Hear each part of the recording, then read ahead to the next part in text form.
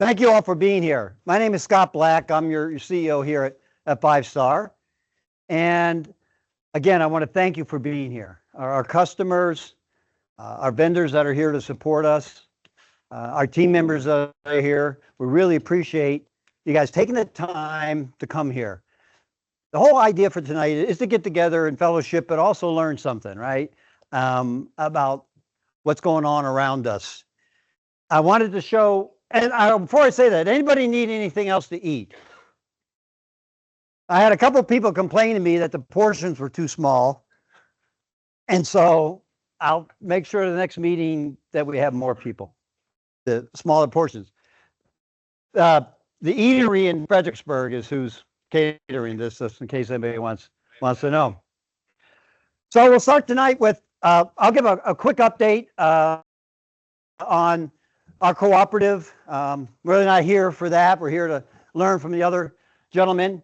Mitch Larson with Winfield will visit with us on agronomy, practical agronomy details and looking at this year.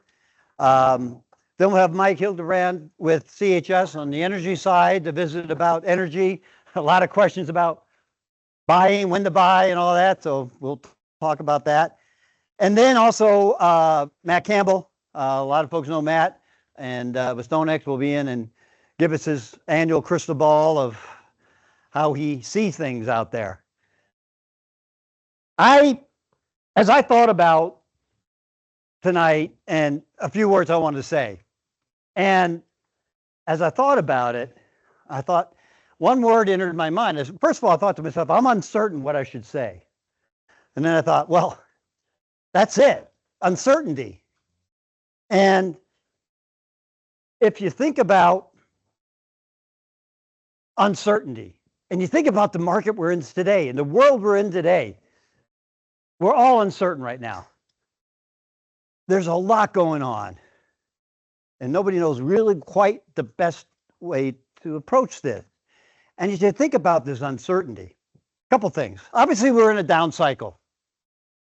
Been here since April of 22. In April, the end of April, corn hit $8 and it's been kind of going down since then. Beans in May hit 16.51 or something like that.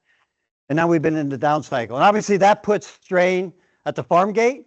It puts strain, on us as suppliers. And so the question is, how long is this cycle going to be? It's anybody's guess. The difference I see in this cycle versus previous cycles is, yeah, we have down commodity prices, but we're all, and certainly your cooperative is doing this, we're all operating in an environment of increased costs, aren't we?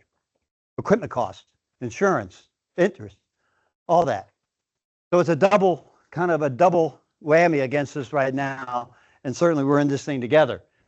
Trading environments, what's going to happen with the new administration coming in? Whatever side of the aisle you're on, doesn't matter. There's a lot of wonderment about what's going to happen.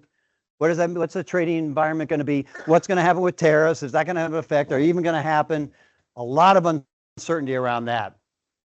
Obviously, we're always dealing with geopolitical events. A meeting today in the White House, between Putin and Trump, markets move based on what they think may have happened in that conversation. A lot of things affecting us geopolitically, and I think that's going to continue for a long time. And climate change. Again, with the new administration, what's that mean to carbon intensity? What does that mean to all the things that we've been going around in sustainable agriculture, and what's that going to look like going forward? So a lot of uncertainty, and we all have to live that, and we all have to work through it. And as I think of uncertainty, how you cut through uncertainty, two things come in my mind. One is you got to make sure you understand what's going on around you. Understand what's going on around you. But at the end of the day, you need to focus on what matters that you can control. Focus on what matters that you can control, the old control the controllables. But we're certainly living in this world of uncertainty, and it's going to continue for quite a while. I want to spend a little time talking about some happenings, not a lot here at your co-op. About a year ago, we opened up our new Birchnell Agronomy Complex. This is the ground in Birchnell before we built the facility, and this is what sits there now. Our single largest agronomy investment for our cooperative in our 136 years, 1889 we go back to. And it's been a great facility for us. 24/7 load out, come in there any time of day to get product. It's just been a really great facility, and we're very happy to have it. Next star, and our agronomy line, our line of proprietary crop protection products. Really doing some great things. Came out about 5 years ago, and it's definitely proved, the performance is proven out in the field. When you come out with a new line, like, we'll see how it goes.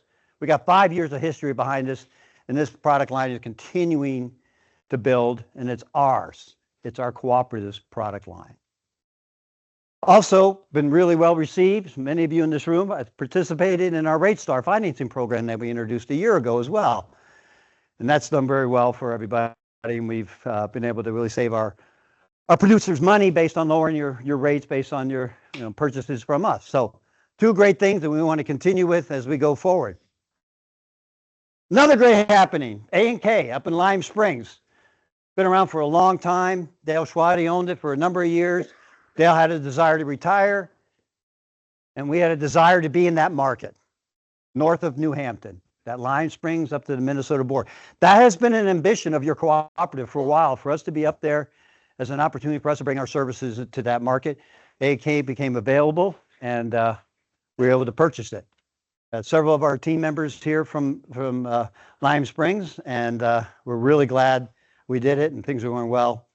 Anytime you do something like this, it's never smooth. There's bumps in the road. You have team members learning new things, team members learning new processes, new customers coming into us, new members, and we're very glad. We have a new board member from up there, Jay Rice. After our board decided, and a lot of wisdom, I thought, to add another board seat up there, so we had representation from the Lime Springs area as well. So that's been a big thing for us over the last year. Operation Easy. We introduced Operation Easy a year ago. What Operation Easy is our initiative to make 5-star an easier place to do business with, right? That's what we want. Easier place to do business with. As we went around to talk to customers and members about what can we do to make it easier to do business with. The number one thing we heard was technology. And part of that, we hatched our Link customer enablement platform. Many of you probably have that on this app, and we'll talk a little bit about it. I won't spend a lot of time. But you can do all your business from your cab. Looking up your account, paying your bill, signing contracts, all that. It's a really cool platform. If you haven't looked into it, please do. You'll enjoy it. The last thing I want to talk about happening is collaboration. When we're in an environment like we're in, of challenges, right? And we talk about the challenges we have in commodity prices and markets. Working in collaboration with others, whether it's within our co-op or with other co-ops or independents, that we can work together that's in a mutual benefit. We need to do those things to continue to remain relevant and go forward. So we're looking at a lot of collaboration, how we can work with others to the benefit of our membership.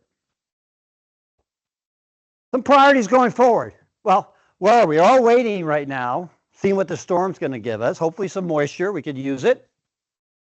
But then get out in the field and start doing some work. And every time this time of year, we're always in that mode, right? Where we're like, I gotta get going, we got to get going. It's been a long winter. We're ready to go. And you get a month like that where it's nice weather, and then it gets a weather event like tonight or whatever's going to happen. But we certainly hope to be really starting to do some things next week. But we want to make sure it's safe.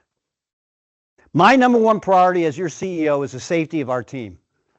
Number one priority. Making sure they go home safely to their family and loved ones. Nothing else matters to us more than that. So we need to make sure we have a safe planting season. We want to focus on growth. And you think about growth. Oh yeah, companies want to grow. And sure, we want to grow sales. We want to do all these things. But at the end of the day, our key growth is our customer experience. And the customer experience, and not only that, but our team member and their experience working here. We feel the clear pathway to customer happiness is through team member happiness. So we focus a lot on the team as well. Our efficiency. When you have costs up, 20, 30%, You got to be more efficient. How can we be more efficient? That's part of what we're talking about with the collaboration. Collaboration within 5-star, utilizing team members from other locations, other departments, helping out in other departments within our cooperative is important. We all talk about efficiency. I've been doing this for a while. Everybody talked about efficiency years ago. In my career, this is the most important time I've seen where efficiency and minding cost and where we're going is critical. Our use of emerging technologies. We have to stay ahead of the future. One of it was Link that we're talking about. We have other things we're looking at right now, some really cool things that we may or may not introduce. We're starting to look at them in technology, but we want to continue to stay above that. Focus our team in making this a great place to work. Great place to work. That's a very important focus of ours. We want to continue to grow our presence in the communities we serve. You may notice all the parades and things we did last year. We want to continue. We're members of the community as a cooperative, and we want to continue to enhance our presence in our communities and grow that. So growth is important for us. And grow our future relevancy and change. There's a great saying that says when the speed of change outside an organization is faster than the speed of change within that organization becomes irrelevant, right? And so we all have to think about ourselves, our operations, making sure we stay ahead of what's going on out there. That all comes to where we're going to go as a cooperative. There's a lot of changes right now. We've been around since 1889, a long time. Our cooperatives have had to adjust and change and adapt many, many times over that time period. And I think we all know there's changes out there and even in our market. And as a cooperative, we need to continue to change as well. So the board, myself, and others in senior leadership talk a lot about what will 5-star look like in 5 years. 5 to 10 years. What will your farms look like in 5 to 10 years? I was talking to somebody here just at dinner and like, we look out here in 20, 30 years, what are we going to see? You know, not going to look the same. It's going to look different. And we're going to be here. We're going to be here, but we're going to have to be able to adapt and change. And adaptability, our values that we introduced a couple years ago, safety. Not just physical, emotional safety and self-care. Teamwork, working together within our cooperative, but then adaptability. This is my crude last night in my house trying to figure out how to make this look prettier, but I just circled this with a pen. Adaptability, the ability to change. That's one of our values. It should be for all of us. And respect each other. We've been here since 1889, and you think about what it was like in 1889. I was not there at that time, but think about, these are pictures kind of going back. I don't know how this works. There's the thing. All the tractors and how they've evolved over the years. And then you think about what's going to be in the future on these future pictures, drones, whatever it's going to be, it's going to be. And again, it really shows the importance of adaptation. But it also talks about the cooperative, as a cooperative system, as working with our producers hand in hand over 136 years. We're going to continue working together to solve the challenges we have. Okay, enough for me. You didn't come here to listen to me, talk. I want to turn it over now to, I believe it's going to be Nick. Nick Sawyer is our Director of Agronomy. He got his degree from Iowa State University in agricultural business and agronomy. Joined us as our head of agronomy in December of 22. Done a lot of great things, introducing Great Star with others, working with Laura and others in our team. Growing Next Star and a lot of great things. So we're so glad you're on our team, Nick, and I'll turn it over to you. Thank you again for being here.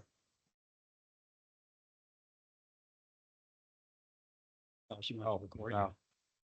Sorry, forgot about that. No, I won't talk very long. I don't even think I have any slides, actually.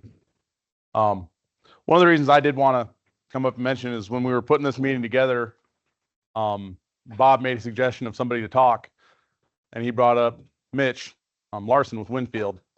And I was very excited for that. About 12 years ago, when I was in my first agronomy director role at a small co-op in central Iowa, Mitch was in his first role at Winfield United as a salesperson for some of the plant nutrients and the added value products. So I got to know Mitch about 12 years ago when he started with Land O'Lakes. Before that, he did a real job and actually sold stuff to farmers. And before that, he was growing up on a farm in Wisconsin. But over the past 12 years, I've learned a lot from Mitch. He does a very good job. He's a very hands-on agronomist. He's happiest when he's out in the country looking at fields. So he's about ready for his Super Bowl season to start and wrapping up some of his talks and some of his presentations. And I hope you get as much out of his information as I do whenever I get a chance to sit down and talk with him. But Mitch, if you want to come up and wow everybody with your expertise.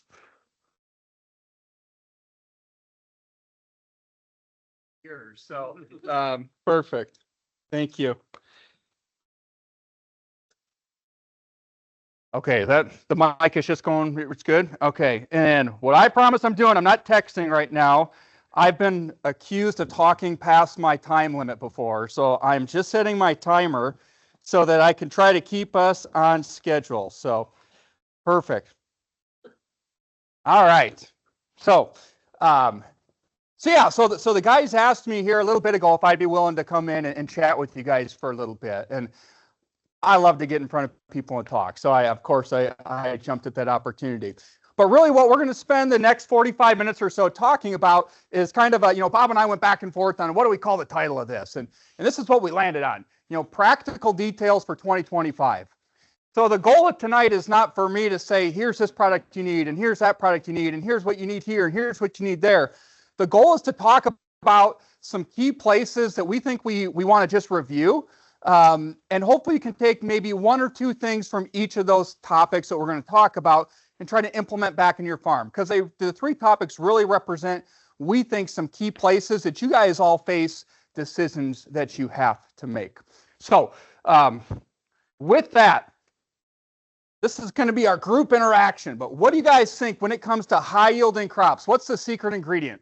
What do you need to have? What's the key thing that you guys need to be paying attention to or need to be working with? Seed, fertility, well-drained soils, weather. This is me kind of being a smart ass. Anybody ever heard the key to high yields is paying attention to the details? That's what we're going to talk about. We're going to talk about, because you guys are right. That was a trick question. You guys are right. We need all of those things for high yields. But my challenge to you guys is, as you are all looking at your budgets and your crop plans and trying to finalize things for 2025, again, we're all going to have to going through some decisions. So how do we look at the details of each of those input decisions or strategy decisions? Because I really, really believe this. If you, whatever your budget is, whatever you have to be able to put into a crop, there will be some of you who get more out of that same budget just because you're applying those things correctly, you're hitting certain timings, you're allowing those inputs to give you as much return as possible. So to me, Nick, those are the 3 bushels, right? So let's talk about how do we get those 3 bushels to try to practically get the most economic gains that you guys can get for this upcoming crop season. So this is kind of how I'm going to frame this up. Again, we're all coming from a different spot on where we're at in our operations, what our goals are. But I've heard this often throughout this past planning season through this winter is, how do I lean up my operation? How do I choose where to invest? Where do I hit the gas pedal? Where do I put where do I hit the brake pedal? And to me, those are good things, but I always want to be thinking about 2 places. So one, I'm going to come back to this concept a number of times, but I call this talking about bottlenecks. Okay, so Scott talked about, it's kind of fun listening to Scott talk about the health of an organization. Guys, the crop is really not that different. So we talk about being aware of what's going on and adapting, and then also, being, paying attention to calling audible sometimes. How do we handle efficiency? To me, when we talk about increasing yields or driving yields, that efficiency thing really sticks out to me. So that's what I call a bottleneck. So if we have something that we are doing or that Mother Nature gives us, that's a bottleneck. Think about, this is my analogy, Nick. Anybody driving down I-35 or the highway and they're going, maybe a little bit too fast, but you got a place to get to, and all of a sudden you come to two semis that are, going 55 and 55.5 miles an hour. Anybody been there? Yeah, all the time. So how quickly does traffic back up behind those two semis? Really fast. Paul, how fast can your truck take you? Do you want to answer that question? Depends. Okay, but it can go way faster than what you're able to when you're trying to pass those semis. And agronomy is no different. You guys have, XYZ wrapped up in your fertility, your seed, all of those things. But if we don't address that certain limiting bottleneck, it's going to totally ruin your ROI of all those inputs. So how can we pay attention to the details, understand where those bottlenecks are going to occur throughout the season, and do what we can to alleviate those bottlenecks to allow that crop to flourish? Because guess what? Anybody think that a corn plant has the same goal that you do? How about a soybean plant? They do, right? So if you think about a plant, guys, they want to make as many viable seeds as they possibly can. I tell people, they don't know they're being farmed, right? A plant doesn't know that. So they're just trying to do that to pass off its genetics. We're doing that so we can put it in the grain tank. So our job is just to help that plant through that whole process. But we know, again, back in 2025, if we're trying to lean things up, we're trying to look at where do I get the most return on investment on certain things. To me, it's like playing the game of Jenga. This is the hard thing for each of you to understand, is if you're thinking about something different from the previous years, that tower gets to get pretty shaky the more things you pull, right? And unfortunately, a lot of times as we make crop plans, we look at things in buckets. What should I do this year for my fertility? Then I switch gears and talk about what should I do for my seed plan? And what should I do for fungicide, weed control, so on and so forth. The challenges are all wrapped together, right? So when I pull something, it's going to shake one of those other things. So the goal is, how can we figure out how to address those bottlenecks, not overspend in places, but keeping that Jenga foundation as sturdy as we possibly can. So we're going to talk about 3 buckets, okay? So we're going to talk a little bit about bottlenecks in the fertility nutrient world. We're going to talk about bottlenecks for plant health. We're going to talk about bottlenecks for weed control, okay? And just understand, because I've only got so much time, I might talk not enough about a certain topic that pertains to you might have questions with. Some of you also might think I'm talking too much about something you don't care about. So we're going to try to just shoot for those main hitters. Hopefully, again, like I said, give you something to think about for these final weeks before we really get going. So what do you guys think? If a plant had a brain, are you in tune with it? If it could talk, what would it tell you? Okay, so I use these stupid little things, but I think it helps kind of rationalize why we do what we want to do. So often, what? Yeah, it'll tell you when it's really hungry. The problem is you don't want to let it get that way, that far, right? So I want to challenge you guys to be thinking, as you're finalizing your plans, as you're thinking about what am I going to be doing, what is that plant thinking today, and am I addressing a bottleneck? If I'm not addressing a bottleneck, to me, that's dollars and cents that you're not turning back into grain, right? So how do we address those bottlenecks as economically as I can? So this is pretty wordy. We won't go through all of this. But a corn plant, a soybean plant, think of them as like a kid or as a baby, as an infant. As they grow, there's different things that it's doing or that it's focusing on. Again, if that plant had a brain, right? So if I'm in your guys' seats, I need to be thinking about, okay, if I'm looking at corn and I'm at V3 to V7, that corn plant's brain is saying establish my number of kernels around. If I'm out here at R1 at R3, all that plant thinks about is successful pollination. So what are we all doing to try to help that plant overcome, those bottlenecks if they're happening during those critical windows? And soybeans have the same thing, guys. They grow a little bit different because soybeans are just goofy, but they go through the same establishment of yield at different windows. And they also have different things throughout the growing season that are ultimately leading to yield potential. So if we're out there doing something and we can't tie that back to alleviating stress at one of these critical windows, that's when we probably need to have a question on, is this the right place? Or maybe on the flip side of this is something is going on negatively in one of these yield critical windows. And if I'm not doing anything, are we okay accepting the risk of that Jenga tower? Okay. All right. Look at that. I already talked for 10 minutes. So we better get into actually some agronomy stuff, right? So, all right. So let's talk about nutrients, fertility, plant nutrition. Okay. So what do you guys think? Which one's most important? Macronutrients, micronutrients, secondary nutrients? Or is this just Mitch with another trick question? Did the icon give it away? It's all about balance, right? So I know it's so easy, that we focus on the macronutrients, right? And those are the ones that we need to make sure we get right. But so often I see we kind of tend to probably focus on our macronutrients, our NP and K, and then it's kind of like, I'll get around to my secondary nutrients, my micronutrients, if the corn market goes up.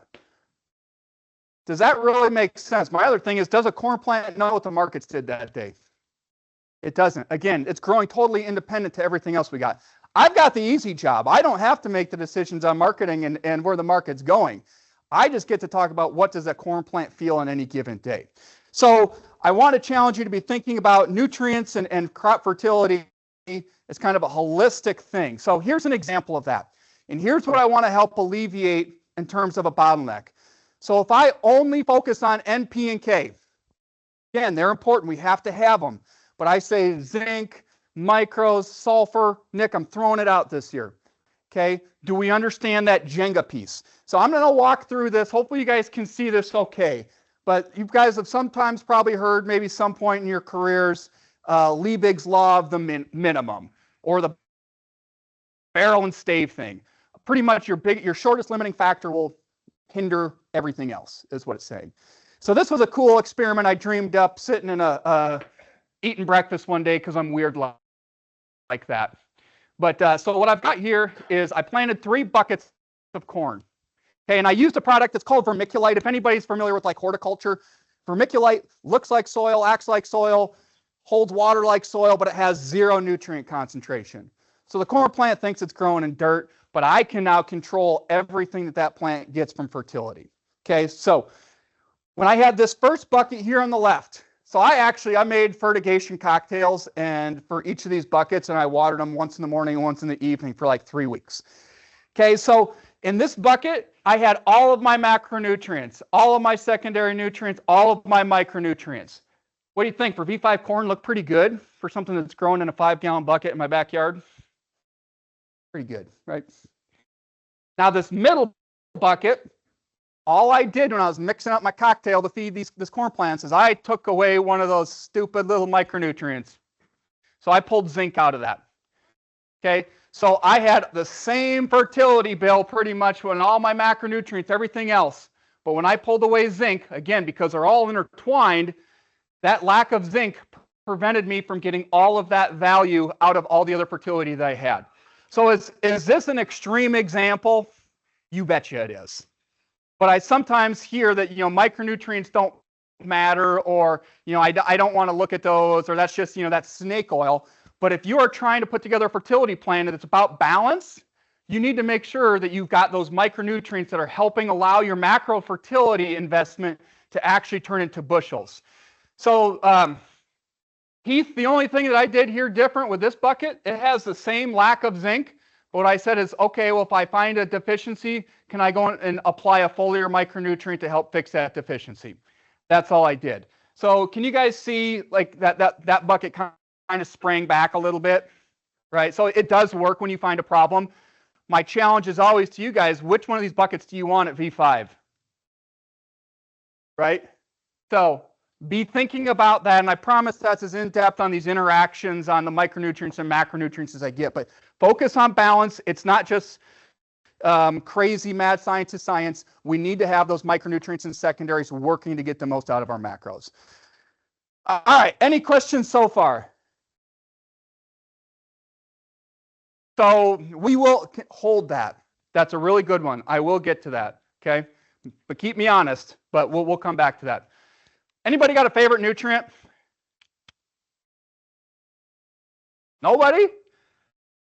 Nitrogen, cool. I figured that was going to be the answer, but that's always the dangerous thing when you ask questions. You don't always know the answer, but let's talk about nitrogen. So I said it's all important, but let's focus on nitrogen because I know you're all sitting in your chair saying, Mitch, that's great, but I care about NP and K most, so let's talk about that. So let's talk about nitrogen. This is really small, so I'm not going to expect you to read this, but so I work for Winfield United. We love data, sometimes too much. But if anybody's ever drives by and sees an answer plot, like there's one kind of over by Rudd, you'll drive past. Those are on-farm research sites. We've got about 100 or so of them across the Midwest. But we use them to help generate data to help make decisions. Okay, so what this is looking at is in 14 years, we look at how different hybrids respond to populations, nitrogen levels, fungicide. So if I look at just nitrogen, what we do is we take all the hybrids. You got a favorite hybrid from DeKalb, we test it. You got a favorite hybrid from Cropline, we test it. Do the same thing for NK, Brevant, and a handful of Pioneer numbers. So we've got a lot of data on a lot of different hybrids. Because guess what? These hybrids all behave a little bit different. Does that shock anybody? No. But sometimes it's hard to quantify it. So that's what we're trying to do is quantify those differences between hybrids.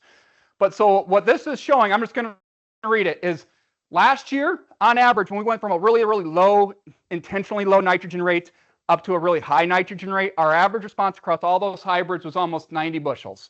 Okay? If you think about across the Midwest, places with a lot of rain, that makes sense that we had a high response.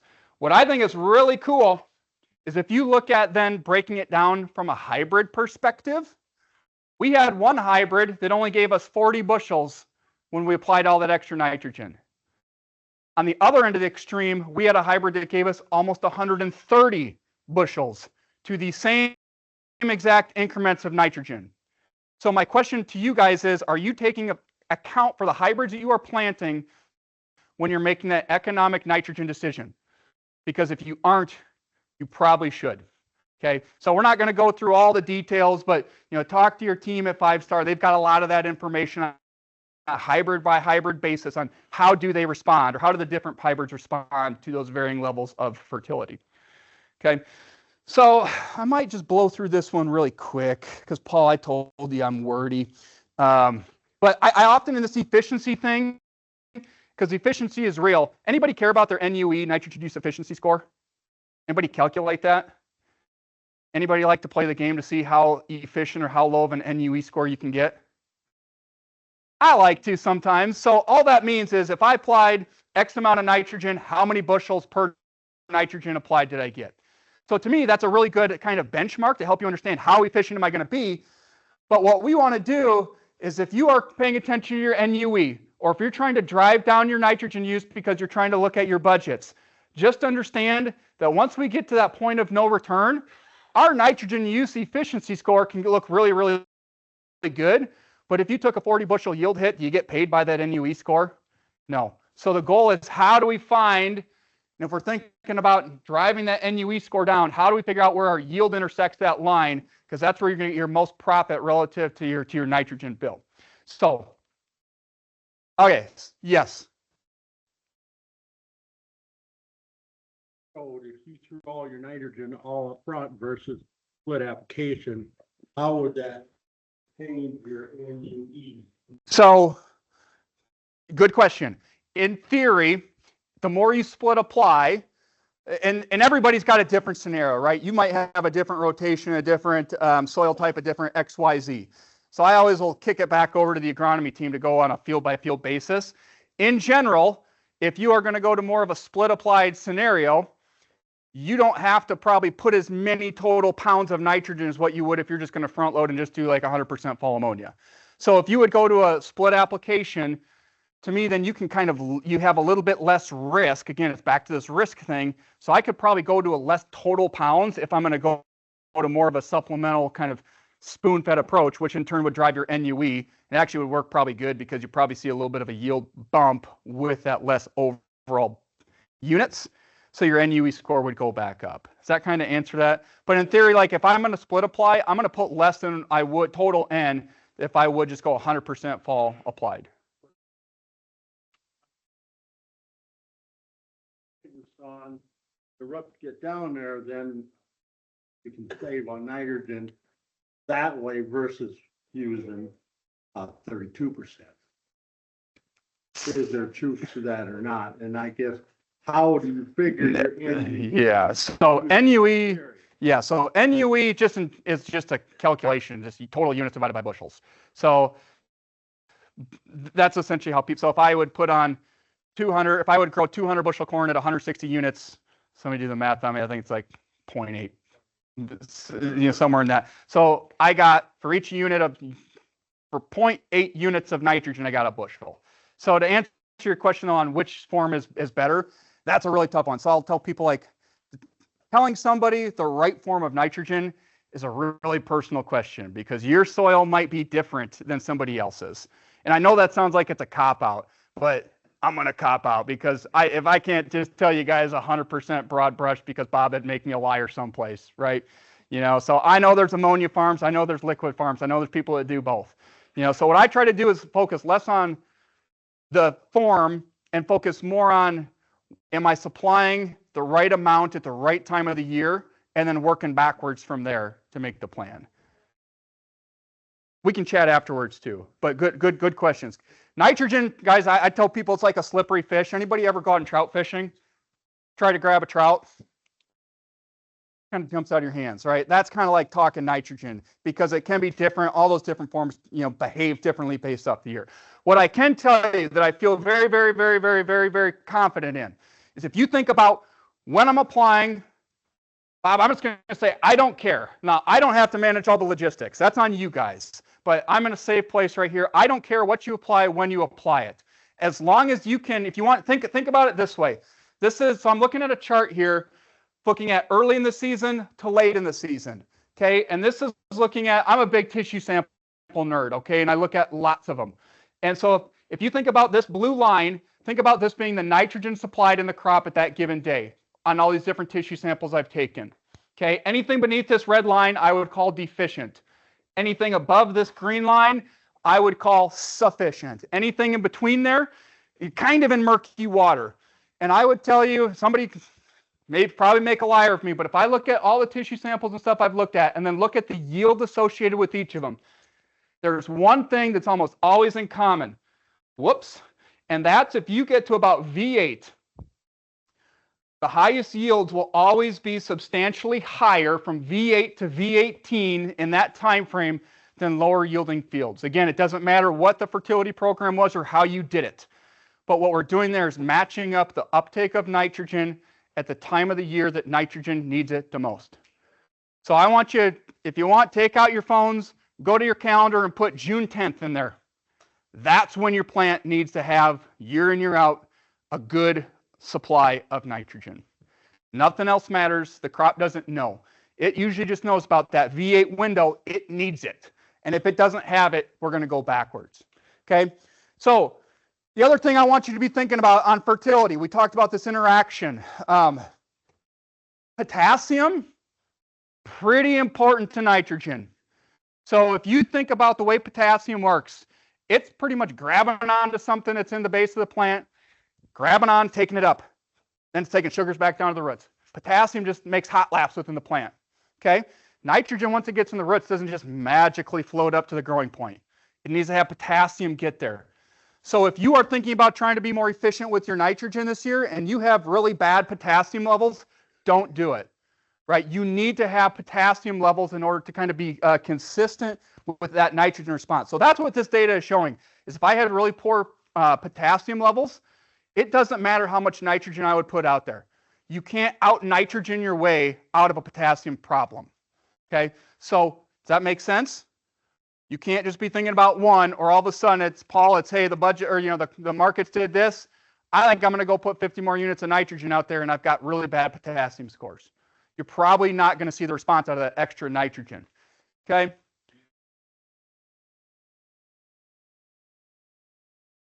Oh. Let's table that one afterwards, because I'm already behind, and that would be a long discussion. I take a look probably more at parts per million. I can see some validity in other places, but every time I read and try to say I feel good about it, I read something else that says it's phooey. So let's talk about it later. Okay. All right, so nitrogen. I challenged you guys a little bit on your hybrids. So this is really how we do it.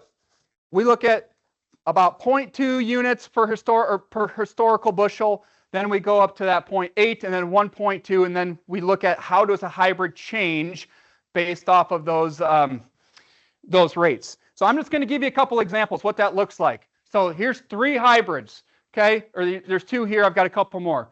How you would read this, the blue line, that's kind of the plot average. This yellow line is a specific product.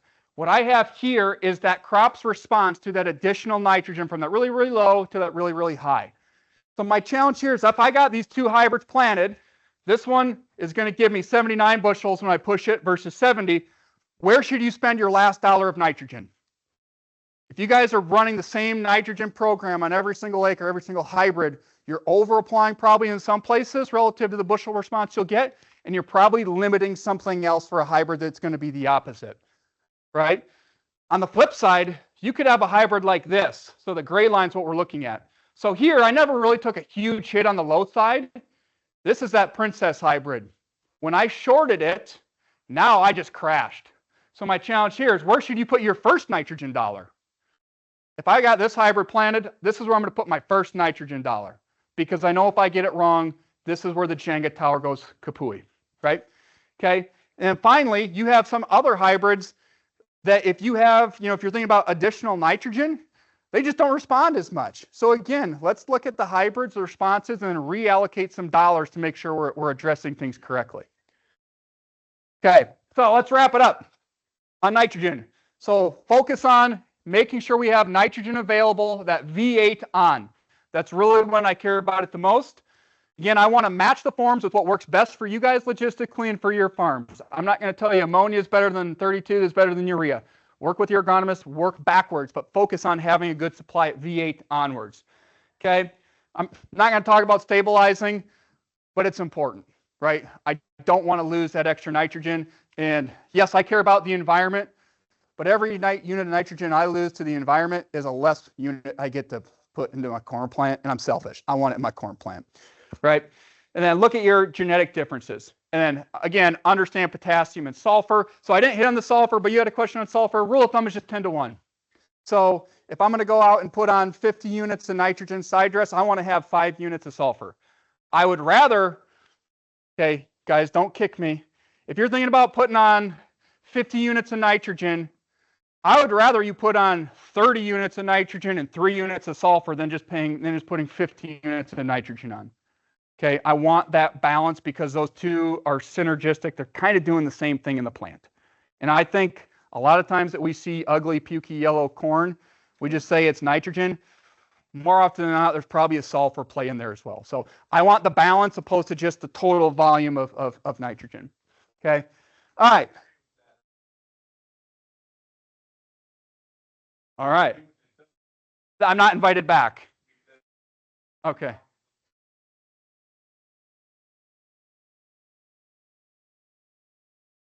Yeah. Or whatever the equilibrium. I was just doing fast math, right? Rule of thumb, I always learned you're not supposed to do mental math in front of a group because it makes you look dumber than you already do. But anyways, so, okay, so I'm going to just hit real quick on the other micronutrients. So, yes. For like the looking at yield analysis by stuff, and nobody pays attention to soybeans. A little bit, yes. So actually, Paul could tell. So I actually like soybeans more than corn. You and I are probably the only people here that do. But yes, there's some similar principles that hold true in soybeans, but because they grow differently, it's kind of a different story. I'll hang around for a while if we want to talk afterwards. But yes. Okay, so micronutrients. So this is all I did. So when we think of macronutrients, we think of N, P, and K. Anybody think about carbon and oxygen, hydrogen? Fun fact, 95% of your corn plant is actually in nutrients that you don't even have to apply. So look at the deal they're getting, Nick. Yeah. So about 4.5% is in N, P, and K, and about 0.5% of total nutrients in that corn plant, 0.5% are micronutrients. So there's not hardly anything. I find this really interesting. Anybody got an F-150 out in the parking lot? No. Okay, I've got an F-150 on the parking lot. Okay, so fun fact, it weighs about 5,000 pounds, that thing, okay? takes about 36 gallons of fuel. If I do the math on how much a gallon of fuel costs, about 4.3% of my total volume of that truck is in fuel, is in gasoline. Okay? Does that sound pretty close to what I just said on fertility? Okay? What else besides fuel do I think I need to get that vehicle to work long term? Think I need any oil? How much? Okay, I could have kept going on this, but let's just go with my math. So oil, if this thing takes 8 quarts of oil, that's about 16 pounds of that total 5,000. So about 0.3%. It's about exactly the same concentrations as what's in that plant. We need all of those to make that truck go. We need all of these things to make that corn plant go. Okay? So what I want you to do in the micros, I want you to think about them as not being like parts of the plant. I just want you to think about those are the things that are making the rest of everything else run efficiently. Okay, so those are all about kind of running the efficiency side. The macros are about the building side. Okay, so Nick, I have given myself 15 minutes to talk about plant health and weeds. So you think I was talking fast so far? Get ready, bud. All right. So the age-old debate on fungicide, is it just about disease or is it about plant health, late season stand green, all that good stuff? Raise your hand. You guys think it's more about disease or more about the other stuff? Bob's got it. It's about both. We can't just totally throw fungicide under the bus, but when it gives us the disease control, then it's giving us those other pieces, right? So, but what I always hear is we kind of trained ourselves the last few years to just think about fungicide in tar spot. Okay, they've kind of become like intertwined, and so I hear this all the time. Like, okay, I will go spray my fungicide when I see a tar spot lesion or when I see disease come in, and that's how I'm going to use fungicide. And I'm going to tell you that that's not probably the right way to do it. Again, if you're trying to play that Jenga thing. So this is just some biology and how we should be thinking about disease lesion formation. So when I see that disease. So first things first, I think about my leaf. Disease has to have a spore that lands on top of that leaf. And you can think about a spore like you do like a germinating seed. First thing, it needs water to germinate. Disease spore needs water to germinate. Next, it's going to send down its roots, just like a seed. That's what happens with a spore. It sends down its roots, but it sends it into the plant, into the leaf tissue itself. Okay, our seedling wants to extract nutrients from the soil. These things want to extract its nutrients from the crop. Okay, so that's what it's doing. So it sends out, it makes its mycelial network. It's harvesting the nutrients from your crop, and if and only then do we see the sporulation phase. So that's what. So if you think about this very end where it's sending spores out, guess what? That's your lesion. By the time that spore has done its damage, that's the first time you can actually see that it happened. Everything else you can't see without a microscope. So by the time, Paul, you see that lesion and you say, oh, tar spot time to call the planes, you've already had that process happen where you've been infected. So if I think about fungicides and how they work, we've got preventatives, we've got curatives, but just know they work early on in this process. So if you already see that lesion formation, you will not go and stop those lesions. At that point, the damage is done. So if we're going to try to get the best benefit from stopping those diseases, helping with the plant health, the hard part is, Heath, we probably got to be on the early side and kind of have to take a leap of faith a little bit that we're doing it right. Okay. The fun part of it is, if you look at Iowa State's data, you look at our data, usually that R1 VT, early R1.5 is the right time and time again to go get that fungicide on. But we want to make sure if we're going to go spend the money on the investment, again, the timing, that's a free bushel thing. So let's get that on ahead of time. Okay. I'm going to skip through this. This is really cool. Okay. So I'm going to spend a couple minutes on this. So we have a response to fungicide data the same way we do that response to nitrogen data on those hybrids. But we had an inkling a couple years ago that maybe the fertility plan of a hybrid impacted the fungicide response. Is that kind of like a thing? Yeah, but nobody ever really looked at it. So here's what we did is we had all these hybrids planted at these different nitrogen rates. And then we came in and made a V10 application. And then we made a VT application at different nitrogen rates. So now we're looking at a whole bunch of stuff. So I call this kind of RTF, RTN, data on steroids. Not saying all you have to look at this, but it's really interesting if you're really trying to pencil out and plan things out. So what this is doing is comparing two different hybrids. So this is at low nitrogens, high nitrogens for the same hybrid. For this hybrid, if I had higher levels of fertility, I got way better response to my fungicide. If I was strapped for nutrients for this hybrid, I only got about 6 bushel fungicide response at either timing. Or if I was pushing that, I had the fertility there, I put fungicide on, I got a higher response out of my fungicide, which makes sense because, Nick, we talked about late season plant health. If I have more nitrogen there to turn into bushels, but if I get disease and sick, that's bushels or that's nitrogen units you paid for I couldn't turn into grain. So by keeping the plant healthy later, I was able to more effectively utilize that input for your nitrogen. Okay. On the flip side, Paul, 4444 cropland number, we like it because it's pretty steady eddy. I can plan it, forget it, and it's pretty good. I don't have to necessarily go and put extra dollars to a product like that. So low response to fungicide, low response to nitrogen, right? So if I'm, again, looking at how do I play out my inputs, I want to be looking at this kind of data to help drive those decisions if I don't feel comfortable spraying every product. Okay, all right. Nick, did I do that justice in the world's fastest thing on plant health? I got 10 minutes, actually. So, but now I don't think anybody would be disappointed if I got done 5 minutes early. But all right, so last thing. Okay, so I talked about some fun stuff. I think weed control is kind of boring for you science, weed scientists. You can throw a can at me if you really love weed control. But it goes without saying, if our fields look like this, does anything else matter? All that cool stuff we talked about. So again, it's back to understanding how these all play together. So just a couple kind of pieces on how should we be looking at weed control, because I know, Nick, what do we say? We've been around for 12 years now working together. Have weeds gotten any easier to kill? And it still is like we're playing catch up, right? So again, I'm going to come back to the details on how we administer and look at our herbicide, and our weed control metrics. So, well, you guys are in luck because like my last 10 slides didn't make it into the slide deck. So now you get the luck of seeing me play charades through these things. Okay, so first things first I want to be thinking about. This first one's a big one. If you guys have been to any chemical meetings, you've heard this. But this whole notion of early season weed control overlapping residuals. Okay, it is really easy, and I'm guilty of it too. Like I'm looking at trying to figure out what do I do from a herbicide standpoint. And Nick, also the herbicides don't feel like they get much cheaper every year. So it's like, okay, if I have X amount of dollars, I want to invest the dollars in the hammer, man.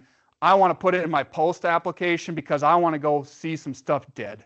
Like I want to go hunting. So it's like maybe I'll chintz up my early pre-program.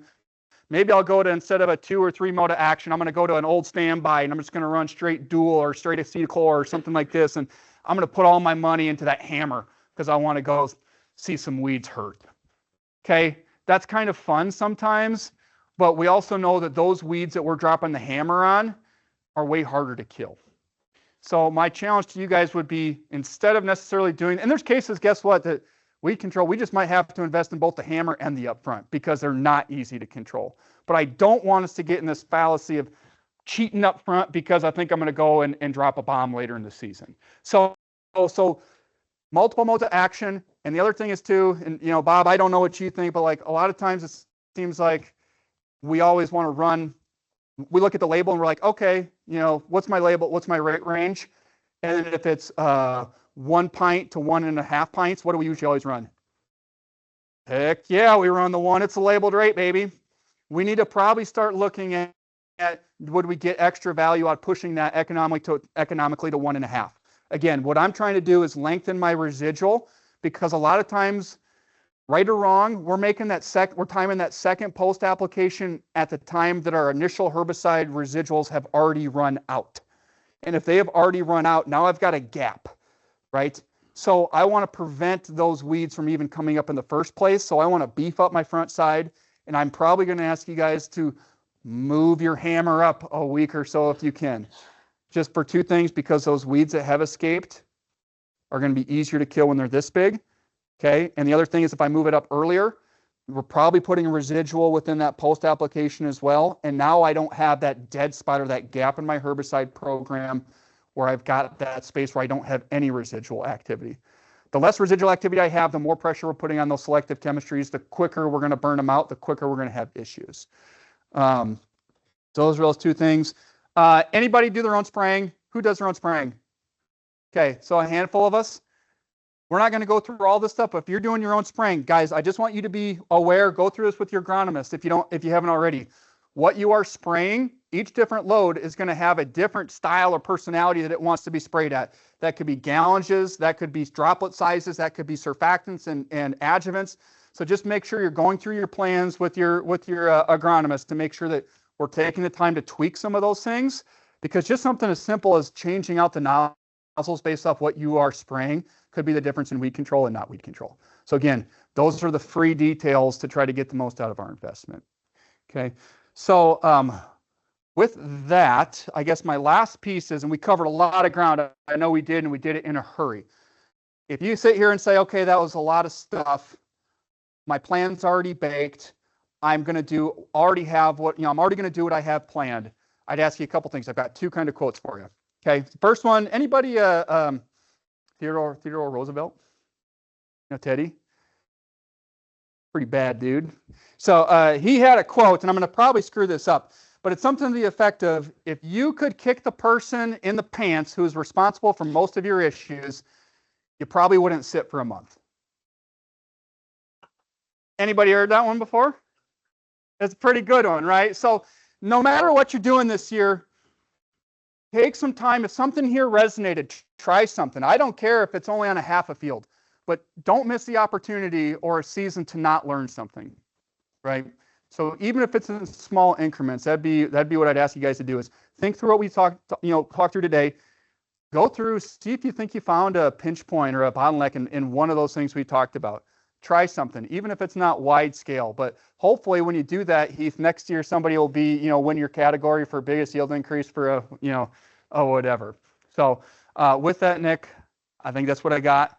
Like I said, I'll hang around for a little bit. I won't leave it open to questions, just so we can kind of keep moving. So with that, thank you guys. Good luck this spring. Appreciate the opportunity to talk to you tonight. Okay, so at these meetings here, there's not really a lot of representation with energy in the past. We wanted to mix that up a little bit, give some energy representation this time.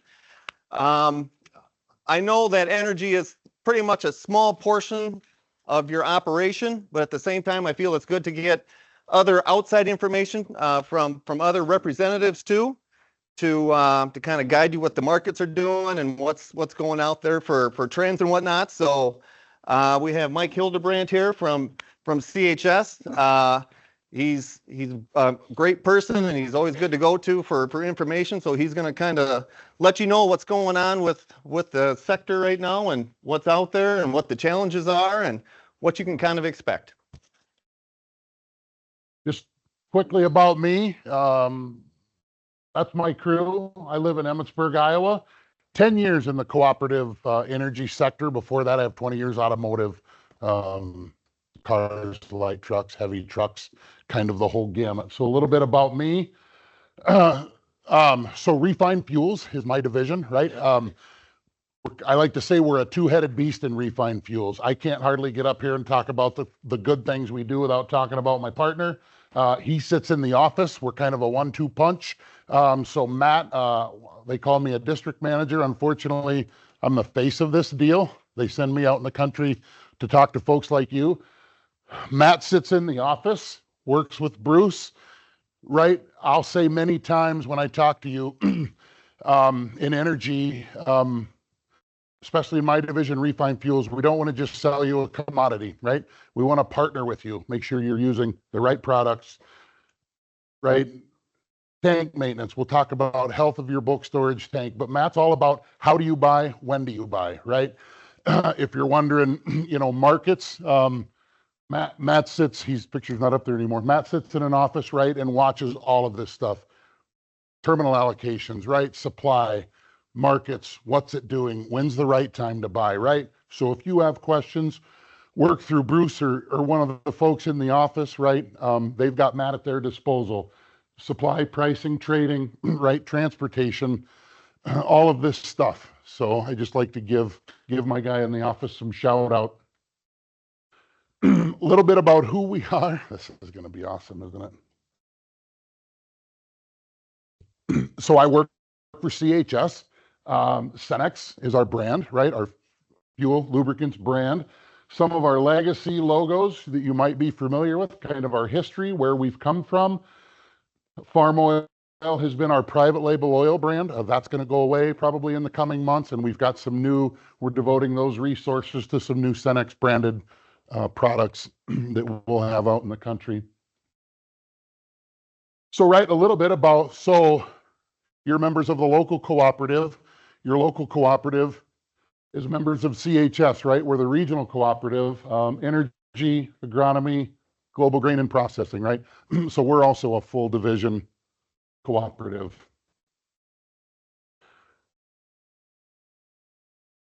A couple of new slides I'm working through, so bear with me. On the energy side, right? 2 refineries. I like to say we're an agricultural company that just happens to own a couple of refineries. They are baby refineries. 2 refineries, Laurel, Montana, McPherson, Kansas. They produce, let's say, or they process, let's say, plus or minus, I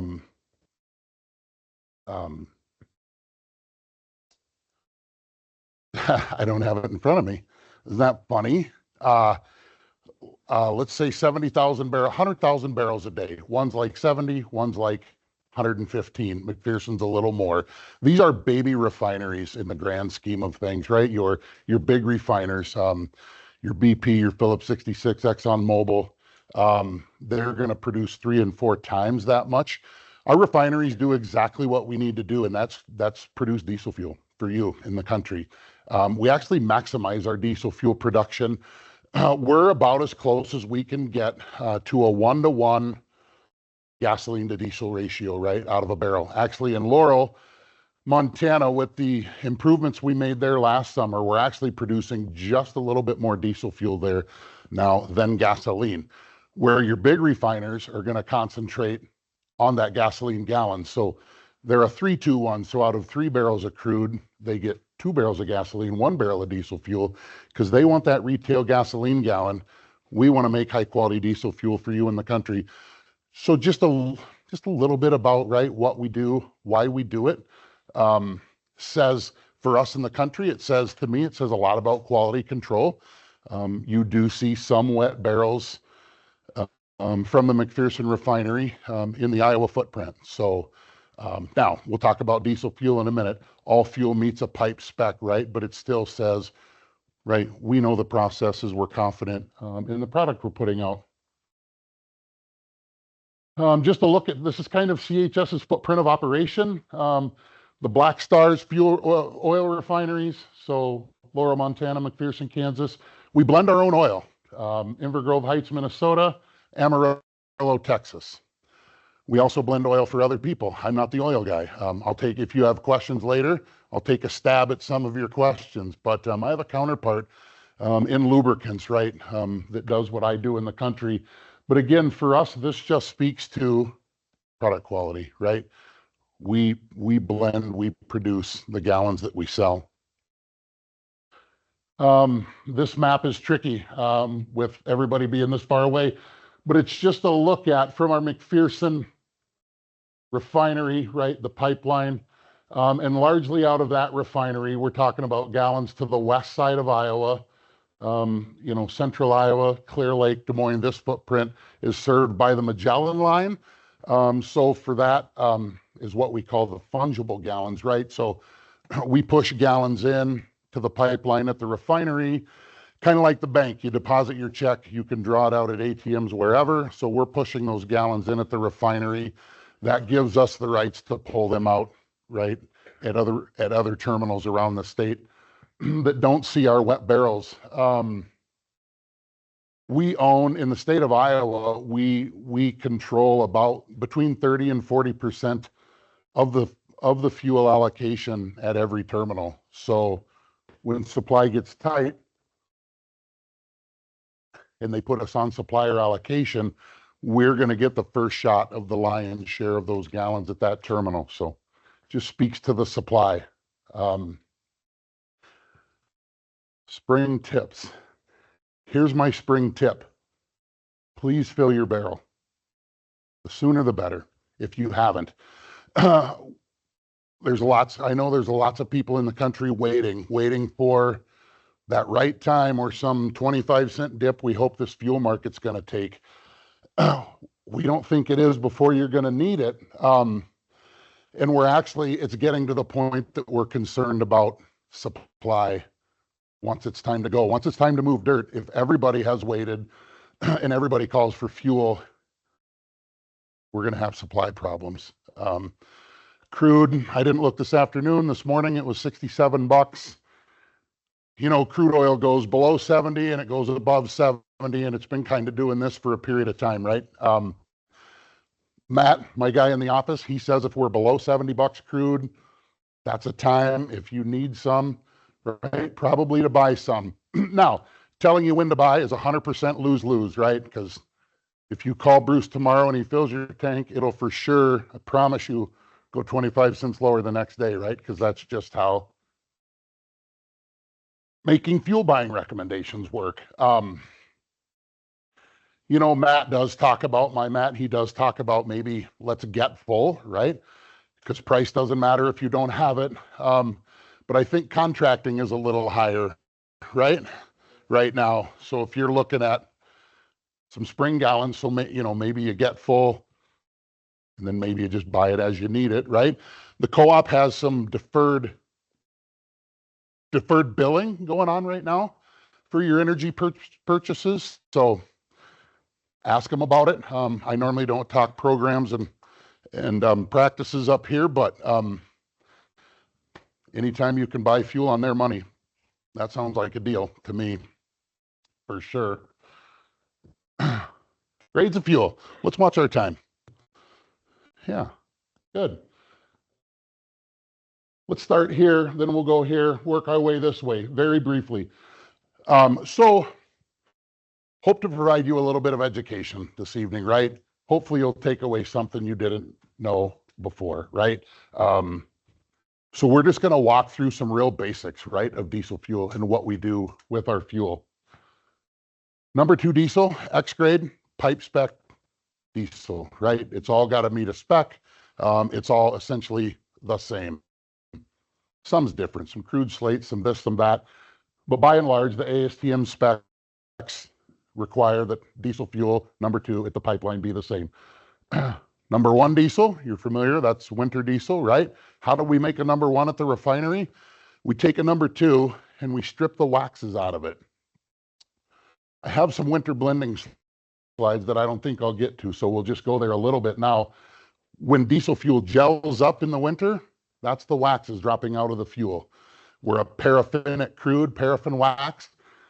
So what you know is gelling up, right? We know is the cloud point or the wax point of that fuel. Pipe spec for number 2 diesel, 14 above. So it can't cloud up any higher than 14 above. We did some testing out of McPherson late summer. We were seeing 9 to 10 degree cloud points, which is awesome. If we can be 4 to 5 degrees below pipe spec for cloud point. Number 1 diesel, when we strip those waxes out, we're hoping for about 40 below cloud point. Less wax to fall out and gel up, right? That cloud point.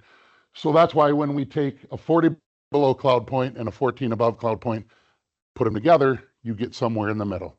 You get winter diesel. Premium diesel, the 3rd column, is what we do. It's the reason I get up in the morning.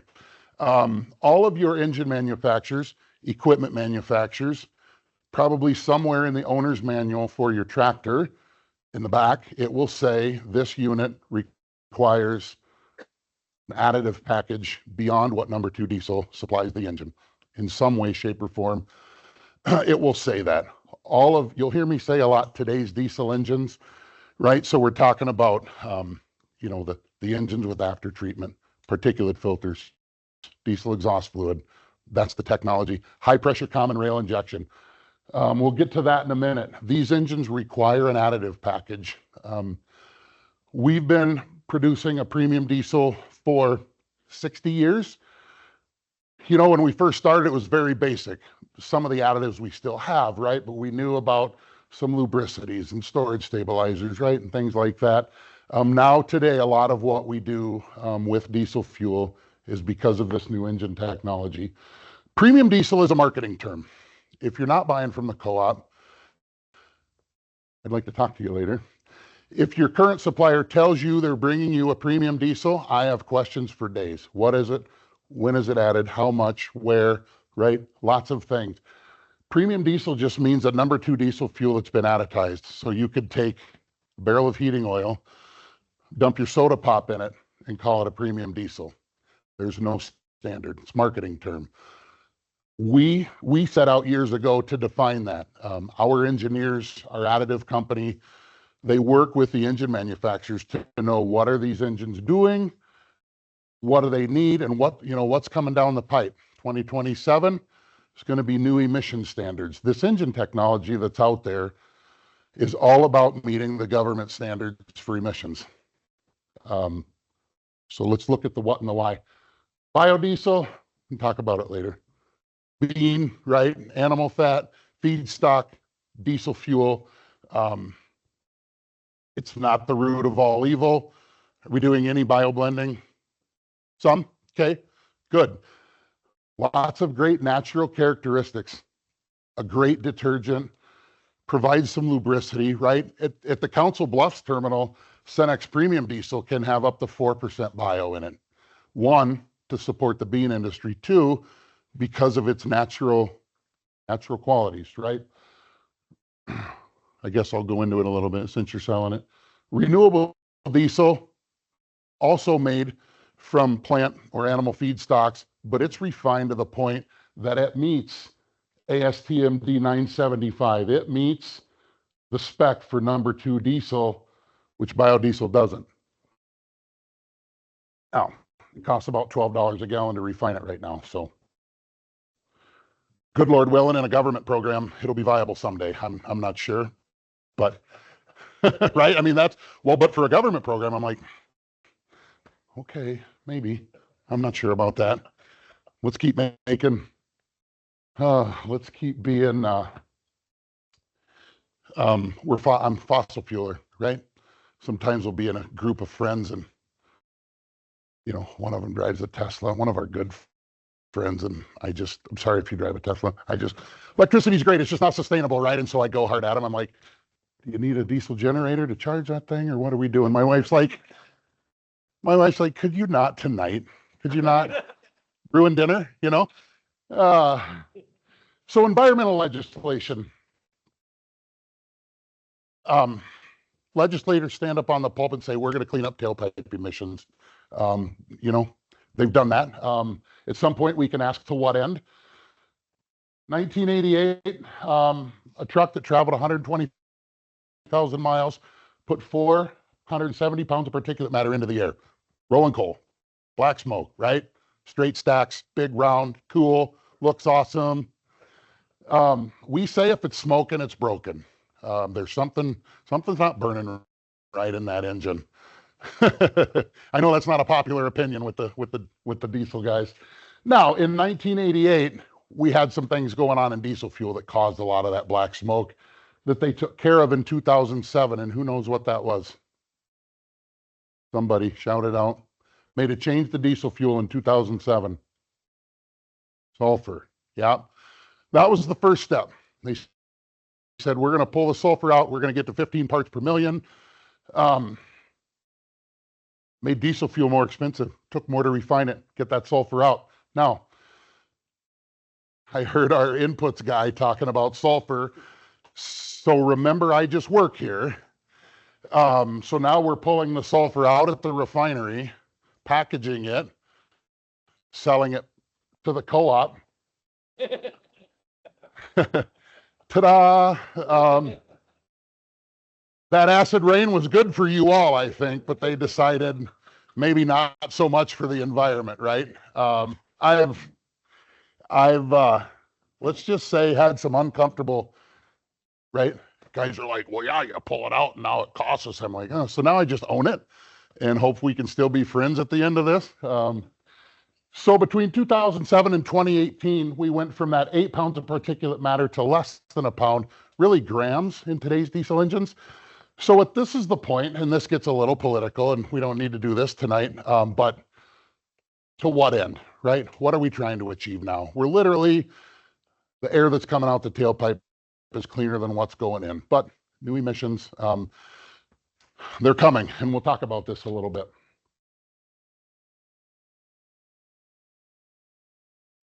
Let's look at the why the why we do what we do today.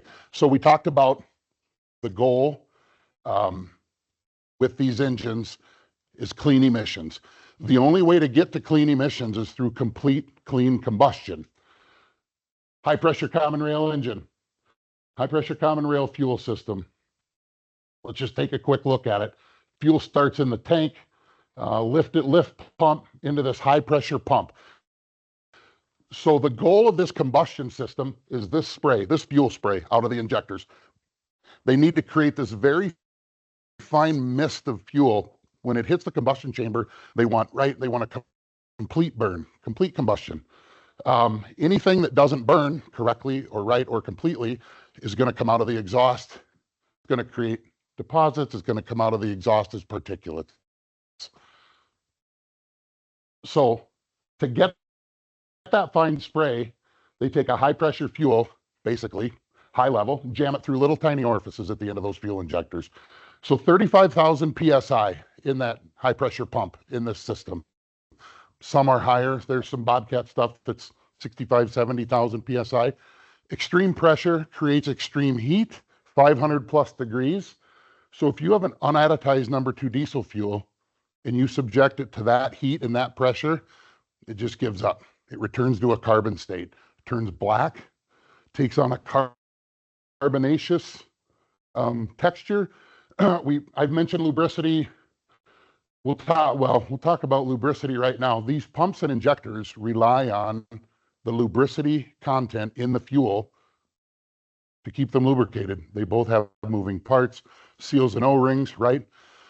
They need to be protected. They need that lubricity content. Sulfur, very good for lubricity. When we pulled the sulfur out, diesel fuel became very dry, lacked lubricity. So lubricity is an additive we'll talk about. Forget about all that. We've just cooked that fuel, took away every bit of good texture lubricity that it had. Carbonaceous, it's leaving deposits. And as soon as it leaves this pump cooked, the cooking or the coking of fuel is what we're talking about that happens right here.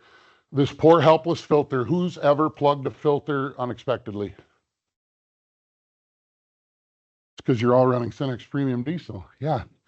You know, we talk partnering with you, right? Buying the right product. Really, it comes down to saving you on maintenance, right? Downtime costs you money. And we're not talking about catastrophic engine failure downtime. We're talking about that filter that plugs while you're trying to plant or harvest, right? Out of cycle, unexpected. I don't want to stop and change it. Semi plugs up on the highway, right? Service call, you've got to go change filters, whatever the case may be. So we cook that fuel, send it through that filter. That filter's got passages in it that are 5 microns or less. A human hair is 80 microns, just to give you an idea. So this is where we start in a fuel system that's got very little tolerance for junk. Spill some of that fuel back to the tank. So we're going to infiltrate, assuming we started with fresh fuel, infiltrate that fuel in the tank with some of this cooked fuel. Then we go into the common rail above the injectors, high pressure common rail. Along with the unit's computer, it sorts out where that fuel needs to go, right? Ideally, those injectors are clean, running in sync, doing everything they're supposed to, and they're all calling for similar amounts of fuel, right? Burning like they should. Fuel system, questions? So the goal of that fuel system is to get us to the exhaust engine, right? We all knew that was an engine, of course, by the drawing. Exhaust leaves the engine. EGR valve, exhaust gas recirculation, determines, again, with the vehicle's computer, unit's computer, where that exhaust is going to go. Some of it goes back into the engine. Most of it, obviously, out the exhaust, right? Today's diesel engines, it's not just a muffler anymore, right? Or a straight pipe. It's, unless you've deleted it, then I don't want to hear about it. You're not who I don't care. I just, particulate filter, right? Regenerations. Familiar with particulate filter? Units that have to regen. That particulate filter catches the soot and the junk coming out of that engine that didn't burn. It's got a usable life, right? And then it needs to regenerate itself. 1112 degrees exhaust temp. It burns itself out, gives the filtration in there more, allows it to catch more to a point where, right, then it can only do that so many times, and then you've got to either replace or cook them out. Dealerships are telling me they're not cooking many, they're largely replacing them. Multiple thousands of dollars, right? Couple grand if you can do it yourself, 3, 4, 5 if you have to take it into a shop. So we're talking about the cleaner you can burn, right, in the engine, the cleaner this exhaust. Are we going to solve all your problems? No, but we're trying to help what's going on here. Exhaust leaves the particulate filter. You see our DEF tank, right? Diesel exhaust fluid. Who's using diesel exhaust fluid? Yeah, right. We thought it would go away. I know I did. 10 years ago, I sold for the co-op in Rochester, Minnesota, when DEF was just coming to the farm, just coming to off-road equipment, and I hoped and prayed it would go away because, right, unheated shops, and I'm sure you guys, a barrel of this stuff that freezes at 12 degrees, and what, you know, how do we, diesel exhaust fluid's not going away.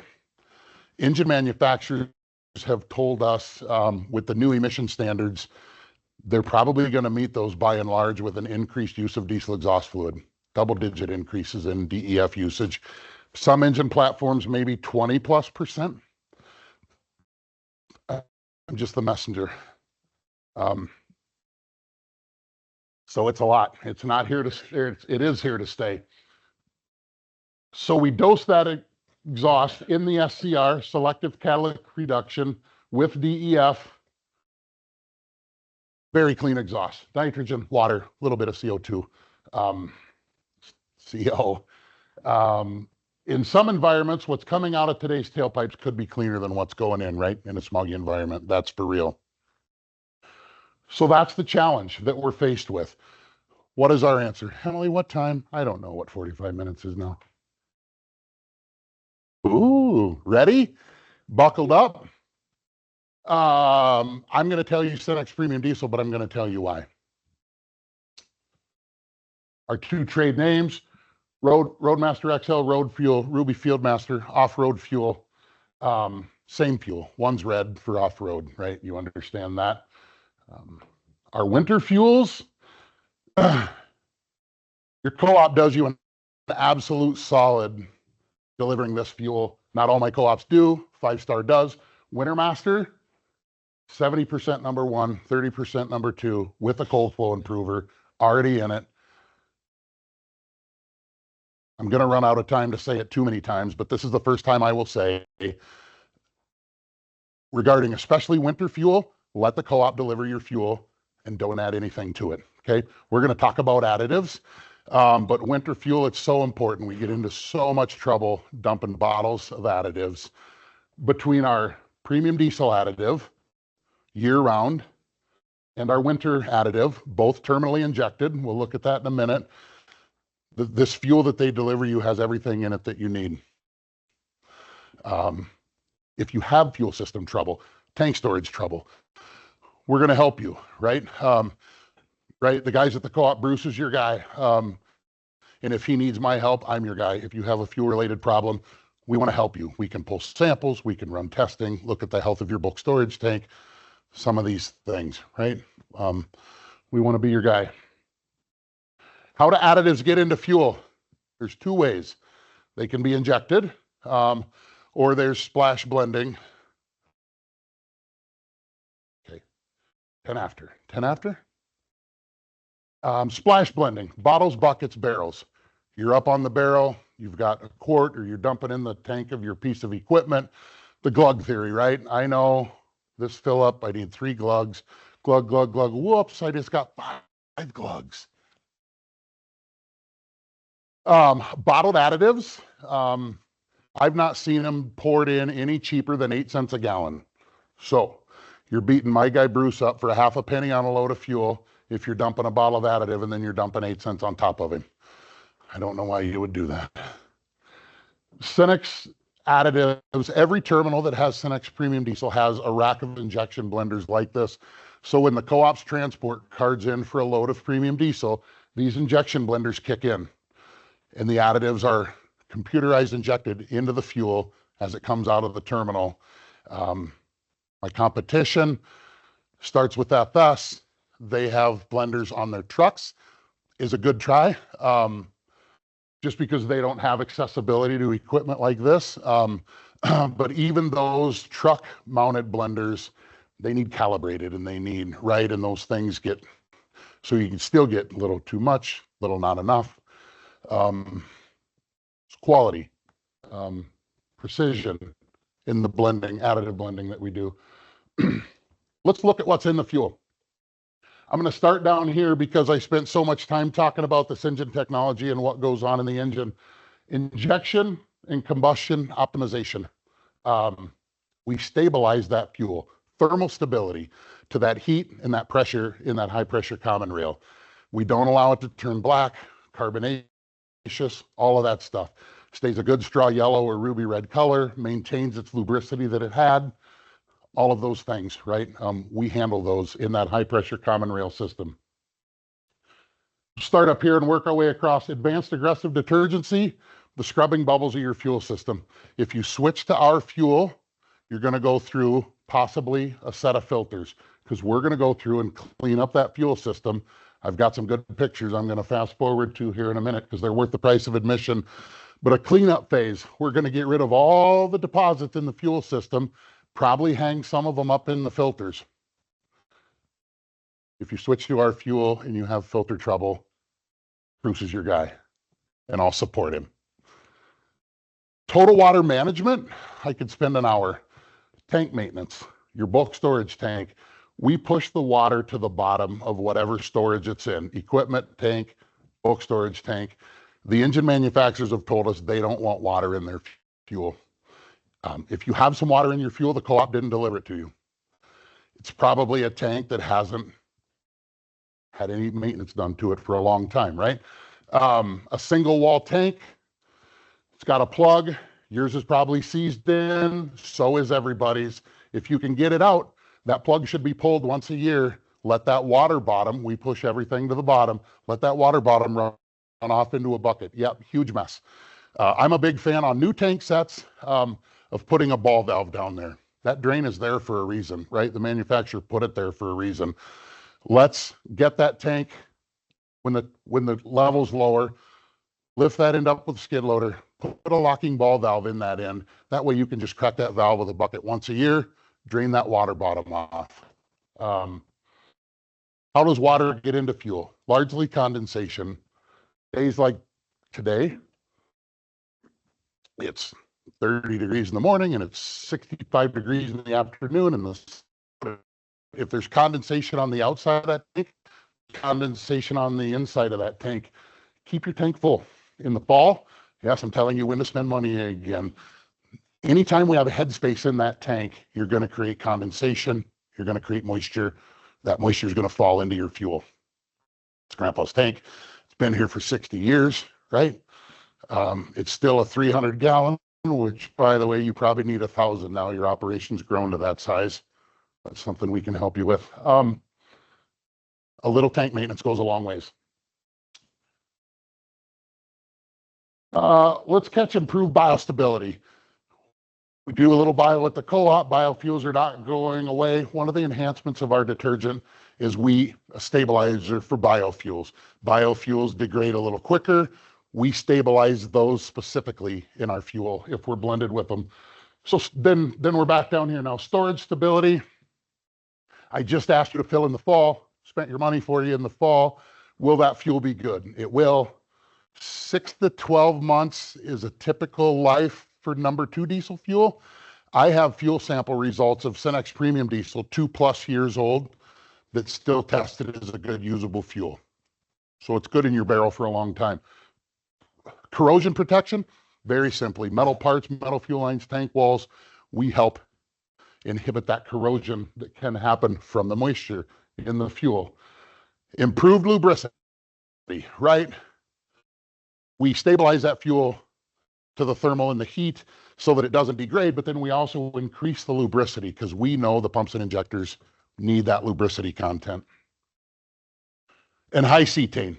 Cetane you might be familiar with. The higher the cetane, the quicker the fuel lights and the more complete it burns, which is everything we talked about in that combustion side, right? We want a quick light and a complete burn. Pipe spec for number 2 diesel is a 40 cetane. We guarantee a 46.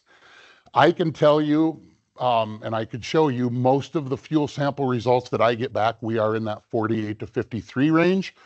So we do very good things for cetane because we know that's the secret, one of the secrets to helping that engine burn that fuel complete and perform. Where's Billy Crosby? Good, let's go. Filters.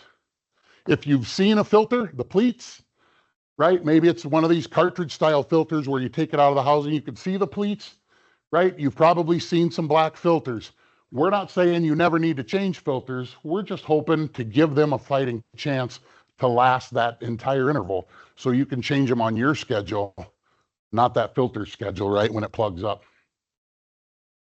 Claims, let's keep going. We recently did, oh, this will be good. We recently did what we affectionately refer to as the tractor trial. These numbers are about 15 or 18 years old. They still stand. It's testing that we did. 4.5% more horsepower, 5% better fuel economy, right? Would we be anybody if we didn't make claims? We also make julienne fries, right? Like, that's what, to me, that's what claims feel like. It begs to me to say, if we're cleaning up your fuel system, you're going to get better horsepower, more horsepower, you're going to get better fuel economy, right? Many fleets tell me that 5% fuel economy is a laydown, 8-10% increased fuel economy with our fuel. Year and a half ago, we bought a tractor, little one, doesn't matter, 100 horsepower, had 2,800 hours on it, had lived its whole life on number 2 diesel fuel. We brought it into the lab, Southwest Research Institute. We didn't just cook this up at the refinery, right? A highly respected lab helped us do this testing. We ran it another 100 hours on number 2 diesel fuel, B5, out of our McPherson refinery. Took some measurements, took it apart, took pictures of the inside of the engine, what was going on, put it back together, sent it back out with Cenex premium diesel for another 100 hours. Now, all of these results are framed, both good or maybe not so good, are framed within, we just did 100 hours of cleanup, right, on this engine. So up here, we're talking about power, reduced fuel consumption, not as big a numbers as our legacy claims. Different testing though. Had we tested 500, 1,000 hours, right, we would have seen more improvement in some of these numbers. In today's after treatment world, this is the story we're telling in the country. 5% reduction in diesel exhaust fluid in that 100 hours of cleanup, 4.9%. So we can show you actual savings just in diesel exhaust fluid consumption. 14% reduction in NOx emissions. That's some carbon score stuff, right? If that's something your fleet or your operation is into. 30% reduction in soot. That's the junk that plugs up the DPF, right? Causes problems in the exhaust. 30% reduction in soot. I have 1 minute. I'm gonna go 2 minutes over. Before and after, this stuff is like a mic drop for us. Injector tip. We talked about that fine spray of fuel that needs to come out. This is under magnification, right? This is the orifices at the very tip of that injector where the fuel comes out. Maybe hard to see from back there, but so, right, you can see the difference in carbon buildup. The fuel has scored the carbon just trying to get out of that injector. There's zero chance that injector has got a nice spray pattern, right? A fine mist of fuel. This thing's spraying every which way, washing oil off cylinder walls, right? Who knows? 100 hours, same injector tip. This is why you might plug some filters. Cleanup phase. We're going to clean up your fuel system, right? We've taken that much carbon deposit off, but you can see where more is going to flake away, right? It's going to continue to clean up. Under the head, I might not know what a valve should look like until I see what they can look like. 100 hours of cleanup, same valves under the same head. And then a look down at the piston in the cylinder, right? Fuel spray coming in, I might not know. Obviously that doesn't look great, but what should it look like, right? Here's what we ended up with. Zero chance that cylinder that's lived its life on number 2 diesel is firing the way it should fire.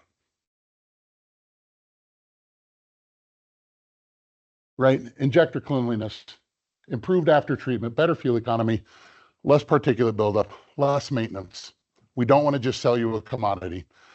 We want to partner with you to help your business run more efficiently, more profitably, right? All of these things, less downtime.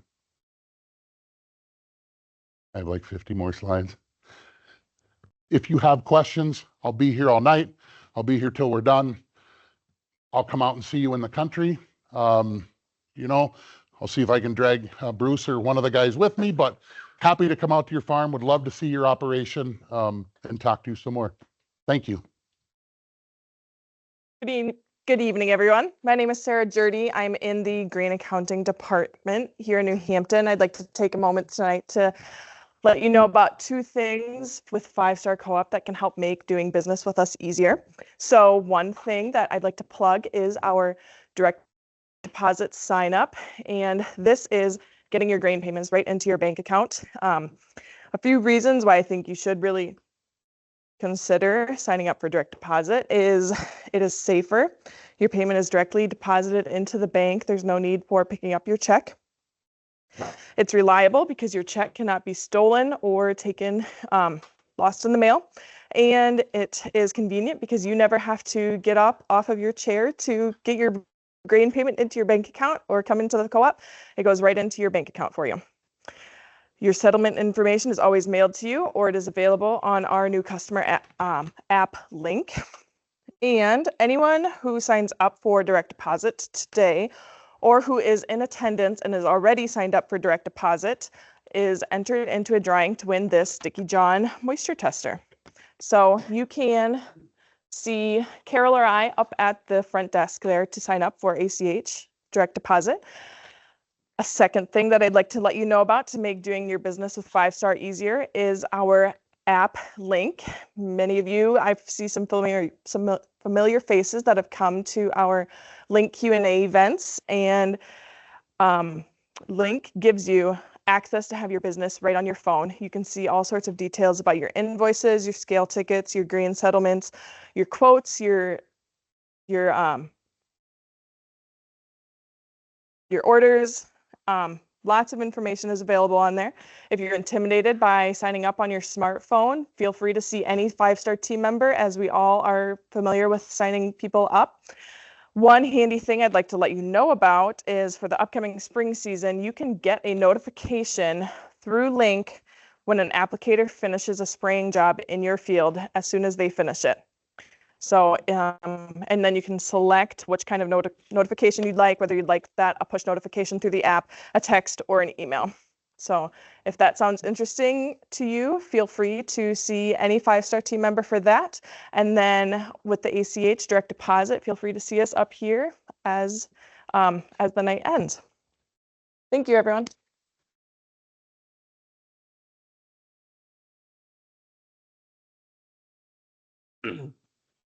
Thank you, Sara. For those of you who don't know who I am, my name is Mark Thronson. I am the grain director for 5 Star. I've been with 5 Star for 7 years now. I'll be introducing our guest tonight. Joining us, we have the second most important Matt Campbell in the state of Iowa. He is paid very similar, I'm told, though, correct? No, in all seriousness, appreciate Matt joining us tonight from Des Moines, where he works with StoneX. Despite Matt having less gray hair than me, he does have more experience, 25 years roughly, working with co-ops like ours, growers, end users such as ethanol plants or feed mills. And we appreciate him taking the time to join us tonight. Matt? Thank you. All right. Yeah, it's coincidental that I'm the second most important Matt Campbell, but it'd be a lot more coincidental if my name was TJ Otzelberger. I'll tell you that one. All right. Let's see here. There we go. So you can see, talking about past, present, future. I think it's important, especially right now, to kind of go back in time and maybe revisit why we're here. Some themes I want to hit on primarily tonight are going to be money flow in commodities. We'll talk a lot about the various tariffs and international geopolitics that are going on. But I do want to reemphasize, I'm not going to be able to fit all that in about 45 minutes. So if there's specific questions, please feel free to, address those at any point. The disclaimer, you guys in the back can see that one. But primary thing here is just that I'm not here to solicit business. I'm not here to try and sell a newsletter. I'm not going to give you specific buy or sell recommendations on futures. I don't want to be your broker. I have been 5 Star's broker for 23 years, and I'm proud to say that. Very good company, and I enjoy working with them all the time. Again, as Mark mentioned, I've been a graduate of of Iowa State, based in West Des Moines. So be a late night drive back, but glad to be here on this opportunity. So with that, we'll get going ahead. So this is kind of an interesting start to a meeting. But again, what I want to emphasize right now is money flow into commodities. So what we're looking at, and this is kind of not a real great start, but this is 2017 to 2020, kind of a 2017 to pre-COVID. And what we're looking at in the blue, oh gosh, first slide, I already have an error. What we're looking at in the blue is actually the managed money position. In the orange, that is corn futures. So flip what I have on the slide around. It's actually wrong. So what am I saying there? What I'm saying is that as the managed money crowd, what's managed money? Speculative money flow. Buyers, they're buying commodities, they're selling commodities. If they're bullish, they're going to bet on a long side. If they're bearish, they're going to get into the short side. So it's their money flow. That's what we're talking about when we say that. As they're entering the market on the long side, what's generally going to happen with corn prices or soybean prices? Usually they're going to go up. What's happening when they're selling? Usually they're going to go down. In this, what I'm trying to demonstrate is that even in the lower price environments, that was still the case. When would we normally see the spec crowd come in and buy corn futures in the lower price environments? Growing season. We have some weather threats. They perceive some adverse conditions for the summer ahead. They're going to buy that market. And so you see these large shifts in managed money positions. So what this is saying is they're going from a large short position, they bet on the prices going down, to a large long position. And as that happens, you can see the scale isn't real impressive on the corn price side. As that happens, corn prices do tend to go up or down accordingly. Spec money flow is the price driver. In this room, we are not on the speculative side. What are we on? We're on the commercial side. What does that mean? We are usually price takers. We are not necessarily driving the market. We are reacting to the market. So that's the big difference between the spec and the commercial. So watch what happens when all of a sudden we get into COVID. Now, in COVID, we had a bunch of different things that took place. In 2020, we had, first thing was a massive acreage surprise. What happened in pre-COVID? Corn prices went to $3 a bushel. Futures, right? $3 futures, what did that do for acres? No one wants to plant $3 futures corn. So we lost about 5 million acres from March to June in 2020 because of prices. Next thing, what happens? We had another interesting thing. Low prices cures low prices. What happens at $3 corn? When Chinese corn is sitting at $7, they buy about 1 billion bushels of U.S. corn for 2 years in a row. So there's another thing that happened. Third thing that happened, August of 2020. The trade show. So then all of a sudden we lose 10 bushel per acre from the August crop report to the January crop report in corn yield alone. So we had some real serious supply and demand things happening. But what else did we have happen in COVID? We had a time when our manufacturing, our processing, or anything kind of, commodity manufacturing at all was at a low. The world, market was disrupted completely. So we had a situation where productivity was at an all-time low. What was the government doing? What was the Fed doing to help the market? Pumping as much money as possible. Unprecedented amount of money in the economy. What is the definition of inflation? Too many dollars chasing too few of goods. Is that about as perfect a setup for an inflationary run that you could ever have? But what happened over the next 2 years was a bunch of other things. We had some production shortfalls in South America. We had even some shortfalls in the US. We had all these things on the supply side that were being hit. We had inflation. We had money flow, essentially going from one of the largest shorts they'd ever had to the largest amount of longs. And they sustained that long for about 2 years. We also had Russia-Ukraine that took place at almost the peak of this in 2022. So during that time, in addition to all these fundamental things that were driving the market, the money flow side also had no real sign that the Fed was serious about addressing inflation. What was the word they kept using about inflation? Transitory. They kept saying it was transitory. It's going to resolve itself. And it didn't resolve itself. So then what happens is the next phase of what my presentation is going to show is the second or the next wave. And that's when the Fed finally said inflation isn't transitory, right? So they had a massive interest rate rise over the next 6 months, one of the largest, one of the fastest we've seen in history. And at that point, commodities in general started to lose their luster. We also had some more, stable crops around the world. And so then what started to happen was this. And this led all the way from June of 2022 to July of last year. And you can see the extreme correlation between as that money is going in and as that money is coming out and getting short, what that's doing to prices. Extremely strong correlation. If I didn't have this scale, it would even show a stronger correlation in these low price years too. It's just the scale looks kind of wonky there. So last year, what happens? We get going, we have an adequate looking balance sheet. The supply and demand of corn looks pretty solid. We go in, we expected a kind of a warmer July. July ended up being very, very moderate temperature wise and plenty of precip. And so the market's starting to say, now all of a sudden we've got an okay crop coming at us. So as this is all happening, they built the largest fund short position. They had it all bet on short right around mid-July of last year. What happened after that has been a bunch of different things. So first thing was, after we got fully comfortable with the crop size and we felt like, okay, it's probably dialed into the market, we realized, what does 360 corn do? 360 corn has probably a pretty strong demand base for it, right? So we started to see that. The export program was running real strong. Ethanol grind was good. We had new crush capacity for soybeans coming online at that time. And so all of a sudden, we started to see one of the largest fund buying sprees in all-time history in about a 6-month period. Most of that was based on demand-driven market.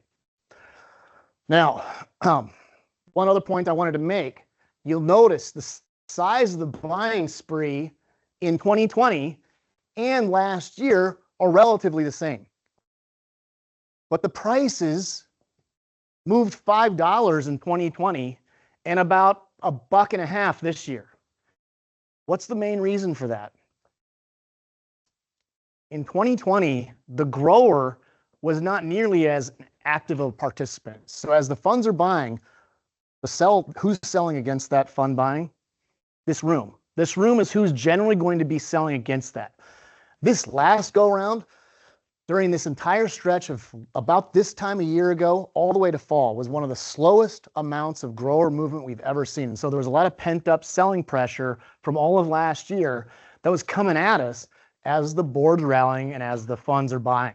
So believe it or not, that is one of the limiting factors on why the board just didn't have quite that same level of excitement this year as it did during a similar buying spree back in 2020. At any rate, that's kind of what happened. That's how we've seen over the last 6-7 years the money flow. I also want to break that down to month this year. Some of this is going to be similar to what I just mentioned, but I just want to recap it. So this is the 2024-25 balance sheet. This is the old crop that we were just talking about. What am I showing here is corn futures prices. This is actually May corn futures of this year. And these bars that are behind that show the stocks to use ratio projected by the USDA at that time. So when you look, the first time we get a look at that 24-25 balance sheet was last May. And every month they issue their reports and it kind of fine tunes it. But in May, you can see what was going on was the futures started to move lower into July because we realized we had a pretty high level of stocks to use. What does that mean? We have a high level of excess inventory relative to how fast we're consuming it. So USDA is projecting we have this very high level of stocks. We're using it at a good pace, but not nearly enough to draw on the inventories. Market goes lower in August.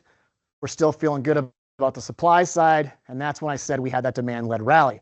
What happened through the fall? For the most part, the fall rally, as you could see, late August all the way into early part of this year was 100% a demand-led rally. We had some yield questions, but for the most part, it was a demand-led rally. USDA, even in December, raised their corn demand forecast by 200 million bushels, which is extremely rare to see that happen in the December forecast. So long story short, as the balance sheets tightened, as the stocks to use ratios got smaller, the board price starts to rally. And that's what was going on through most of the fall. Then what happened in the January WASDE report was something very different. At that point, we transitioned from, hey, we've got strong demand, to all of a sudden USDA took out 4 bushel per acre from November to the January yield numbers in corn. The largest, actually tied the largest in history. When was the other largest Nov to Jan yield reduction? The derecho year of 2020. So we took out 4 bushel per acre. So the market's feeling like it's got this strong demand base. We're rallying on that.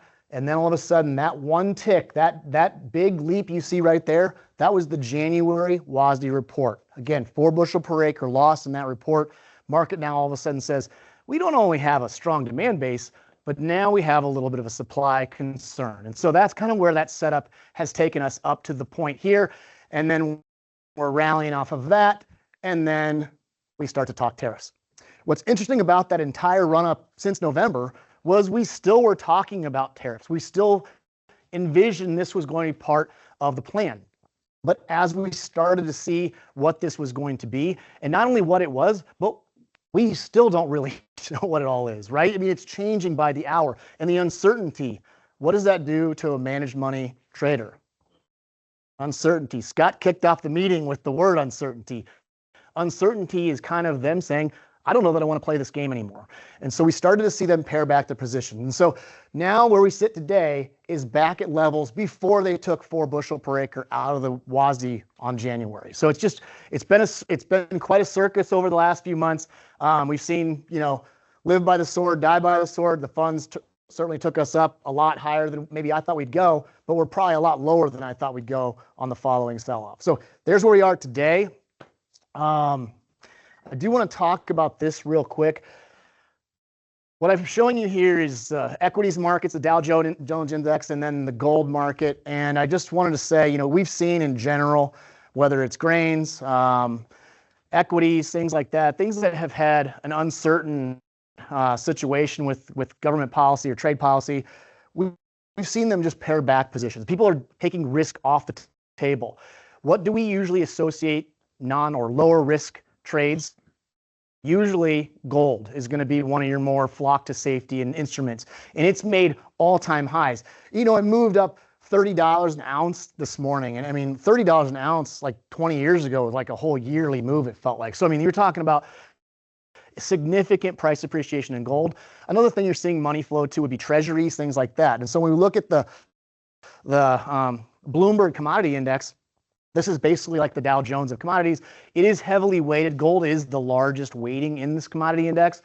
But if you look back, this goes back to 2019. So you're seeing the COVID impacts, the inflation is transitory impacts, and then the double top of Russia, Ukraine, and then US Fed starts to raise rates. So you can see since the start of the year, commodities have actually gone higher. But what things are going higher? I'll see if I can get past that.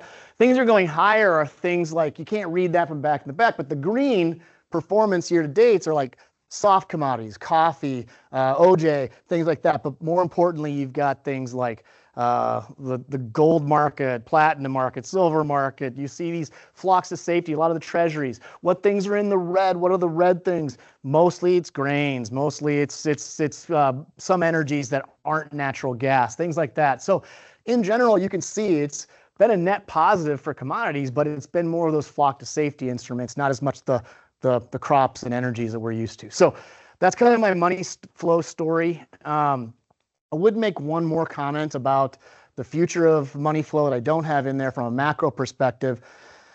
And that is a lot of Trump's policies, love him or hate him or wherever you stand, are inflationary. When you think about tariffs, they are inflationary in nature. When you think about immigration reform, that is inflationary in nature. And so to me, so far, like some of the CPI data has shown, a little bit of a ratchet lower in inflation, but it's kind of before some of these other policies are going to kick in. The Fed still projects, 2 to 3, rate decreases in the next year ahead, and I don't know that that's going to happen. Just remember, unchecked inflation, generally speaking, is positive for our markets, or commodities are usually going to be viewed favorably in that situation. So that's maybe the last thing I wanted to mention on money flow. Does anyone have any comments? Yep.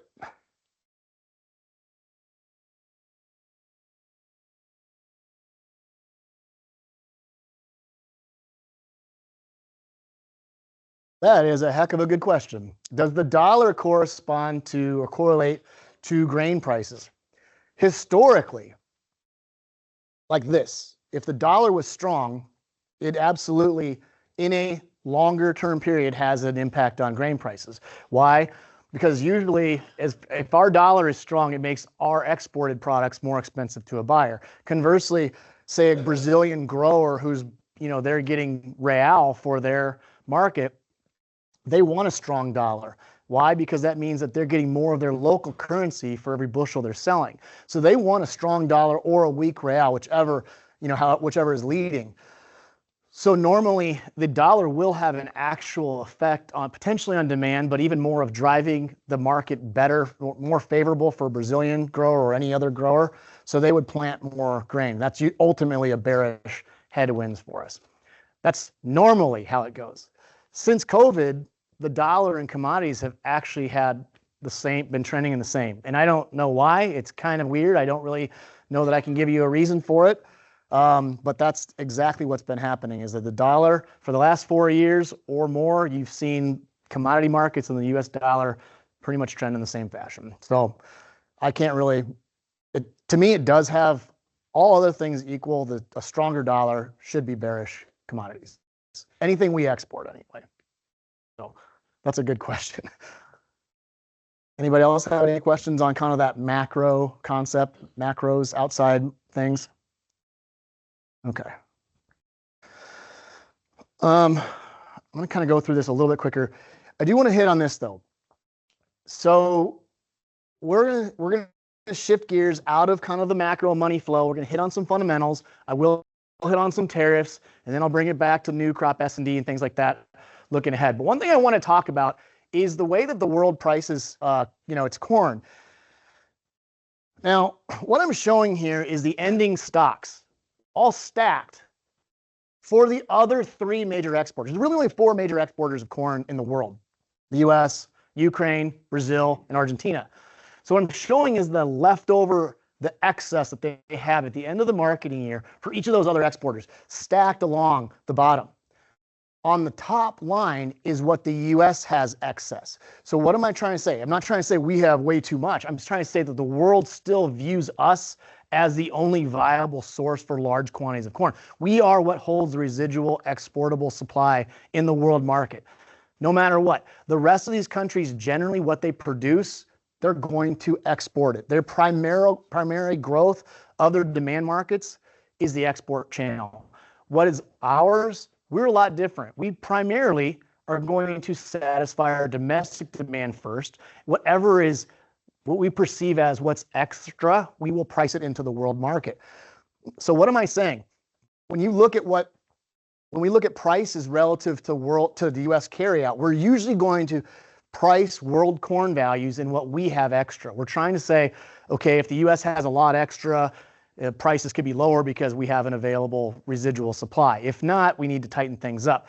Ultimately, all these things kind of fluctuate together, but nonetheless, you could see the rest of the world, generally speaking, does not carry much corn over from one year to the next. Now on beans, it's a lot different.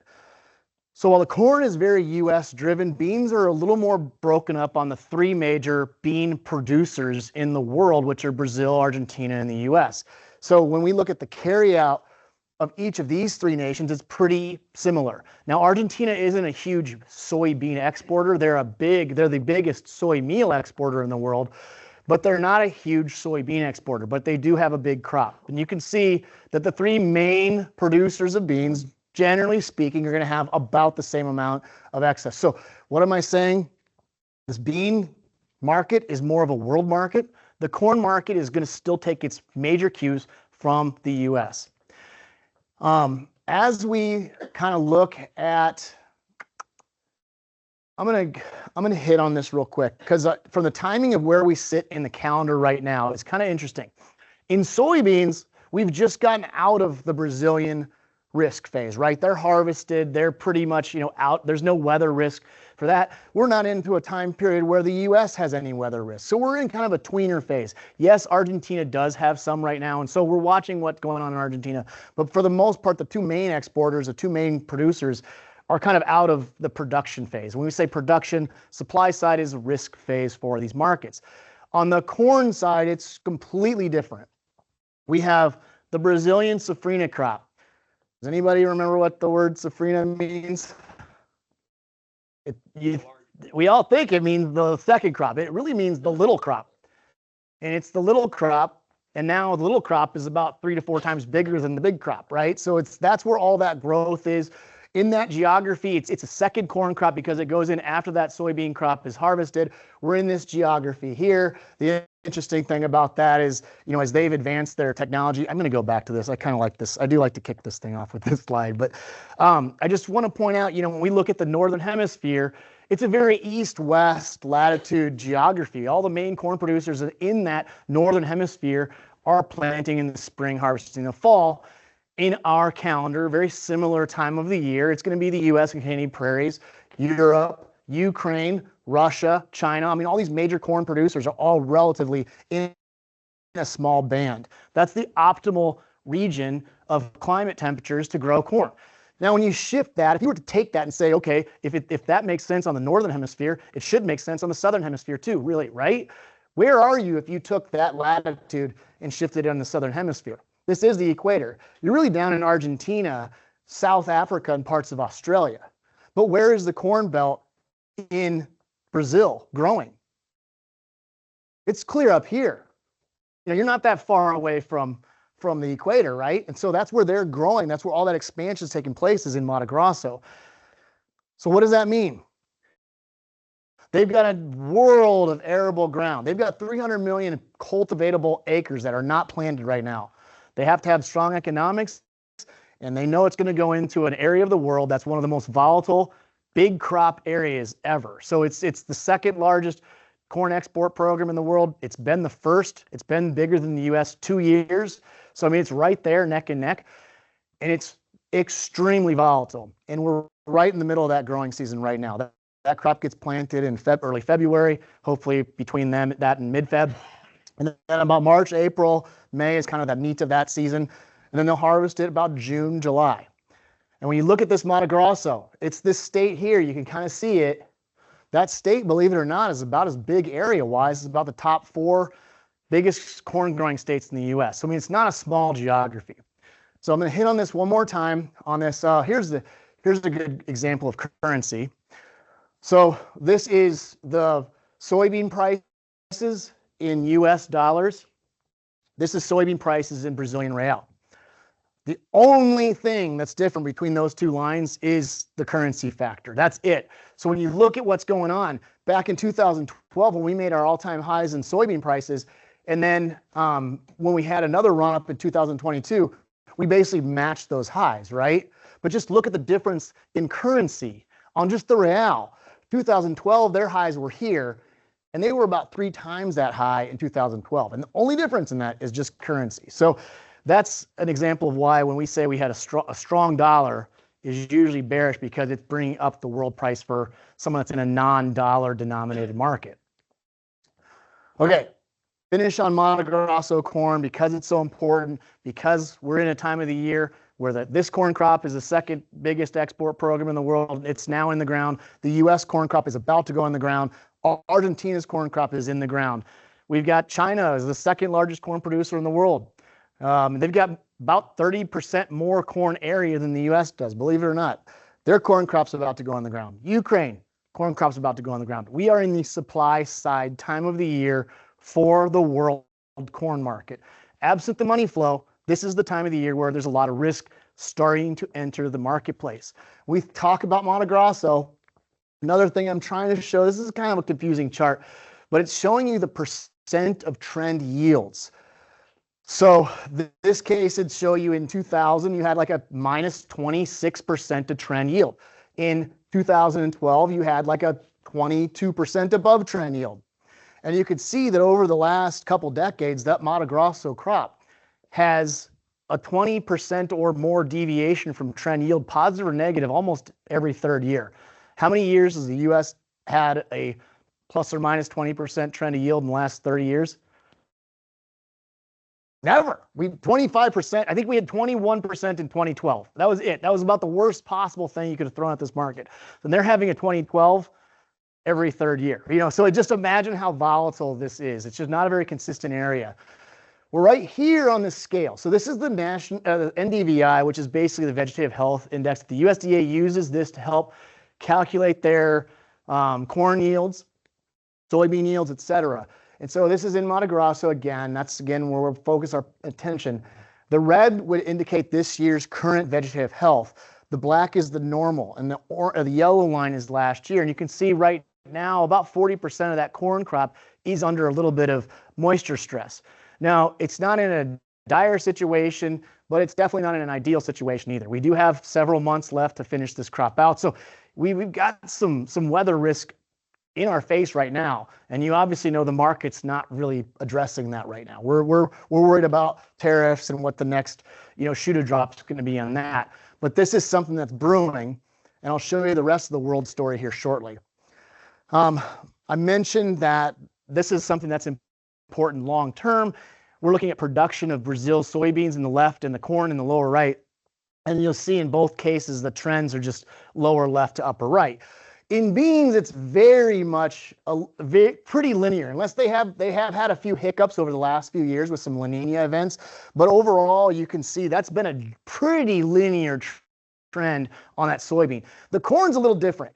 And in the last 2 years, the economics have not been that strong for corn production increases in Brazil, especially in that Safrinha area. So it's been a little bumpier, but it's still obviously been something that's been trending that direction. Argentina, on the other hand, has not. We've seen that pretty much stabilize. Corn and soybean production in Argentina has actually kind of regressed over the last decade or so. Poor economics overall, not just crop economic, but their economy has been pretty rough. It's getting better, but that's been one of the issues facing Argentina, and they've had a lot of weather issues over the last few years as well. So I'm going to go to this, though, and this is where things get a little bit more interesting. So I mentioned we're out of the risk phase of soybeans right now. We don't have really a crop in the ground. Argentina is, but the two big ones are not. So we're going back to the carry-out to use ratio. This is important. I said that the bean market is kind of a world carry-out to use ratio driven market. And you can see we're essentially at one of the largest stocks to use ratios in history on beans. China's demand has stagnated. Their economy is not good. Their aging demographics are a big, boat anchor on their economic growth. So it's not going to be what we've seen the last couple decades. Meanwhile, we're seeing Brazilian production trends continue at that linear growth. So what does that mean with slower demand, or at least not growing at what it did, and increasing production in Brazil? It means you're building stocks year on year. You're going to see another year similar to this year, or a little bit bigger. This is the second largest stocks to use ratio on record. What's the largest? What happened in 2018? That was another tariff kind of year, right? Tariff. We also had ASF going on in China. So you had 2 years that you don't really, or two things going on you don't really want to compare to, but that's the only other close comparison on the soybean side of things. Now, I want to shift gears and talk about corn a little bit more, and not in South America. This is one of these stories that I think is a pretty good, I've got two things that I think I'm pretty excited about longer term for corn demand, and this is one of them.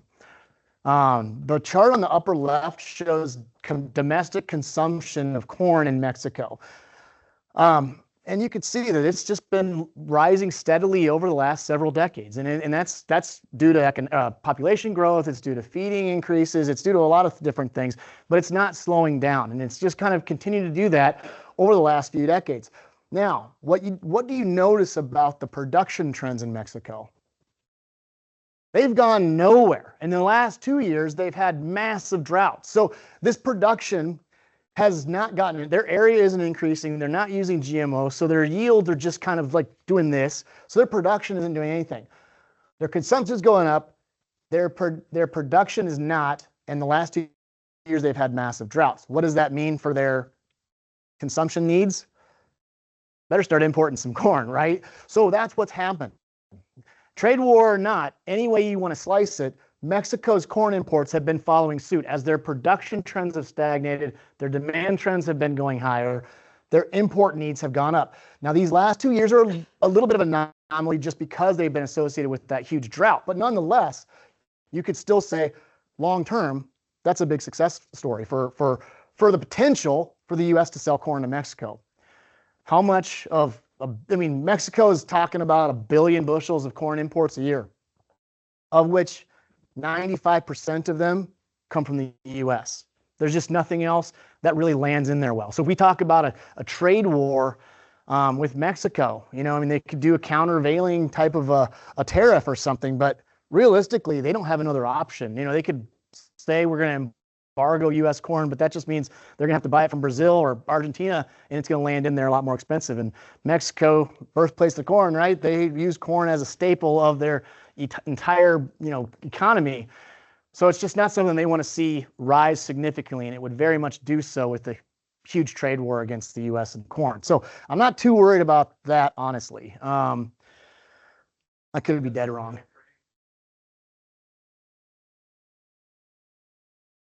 It's exactly that. Yeah, it's totally the transportation cost. Because like FOB value, in other words, like where we'd be offering corn at versus where Brazil would be offering corn at, out of our export hubs would be, it could vary, but at no time does the transportation cost of it landed into either like interior Mexico or at the port in Mexico. It usually will not work unless we're talking about a 2012 style drought in the US where we've just essentially priced ourselves out of the market. So it's that significant of a price advantage. Another thing that would be similar to that would actually be ethanol exports to Canada. That's our top export destination for ethanol. And we're talking about, like 700 million gallons. So you look at like Charles City is a 100 million gallon plant. Imagine 7 of those entire plants worth of capacity going to Canada. Well, Canada could say we're going to put a counter reciprocal tariff on ethanol imports. The reality is they don't have another place to go for either. They could bring in Brazil, but Brazil also is going to land in there a lot more expensive. And so these are reasons why they can talk it, but unless Canada literally said we're just going to slow our blending requirements, there's just not a lot of options they've got for other product right now. So those are 2 things I'm not overly concerned about on the trade war. But Mexico, again, the takeaway here, if Mexico's domestic corn usage increases, it quite literally means it should come to the U.S. and be a positive thing for us. It should translate to mostly coming right to our back door. And you remember what I said about the soybean carryout to use ratio? One of the highest in all-time history. This is the corn. Now I take China out of this picture. If China's not exporting corn and they've not been importing it, but let's just take them out of the equation because we don't really trust their corn stock situation, right? I trust the unsubscribe from email button better than the Chinese corn stock data, right?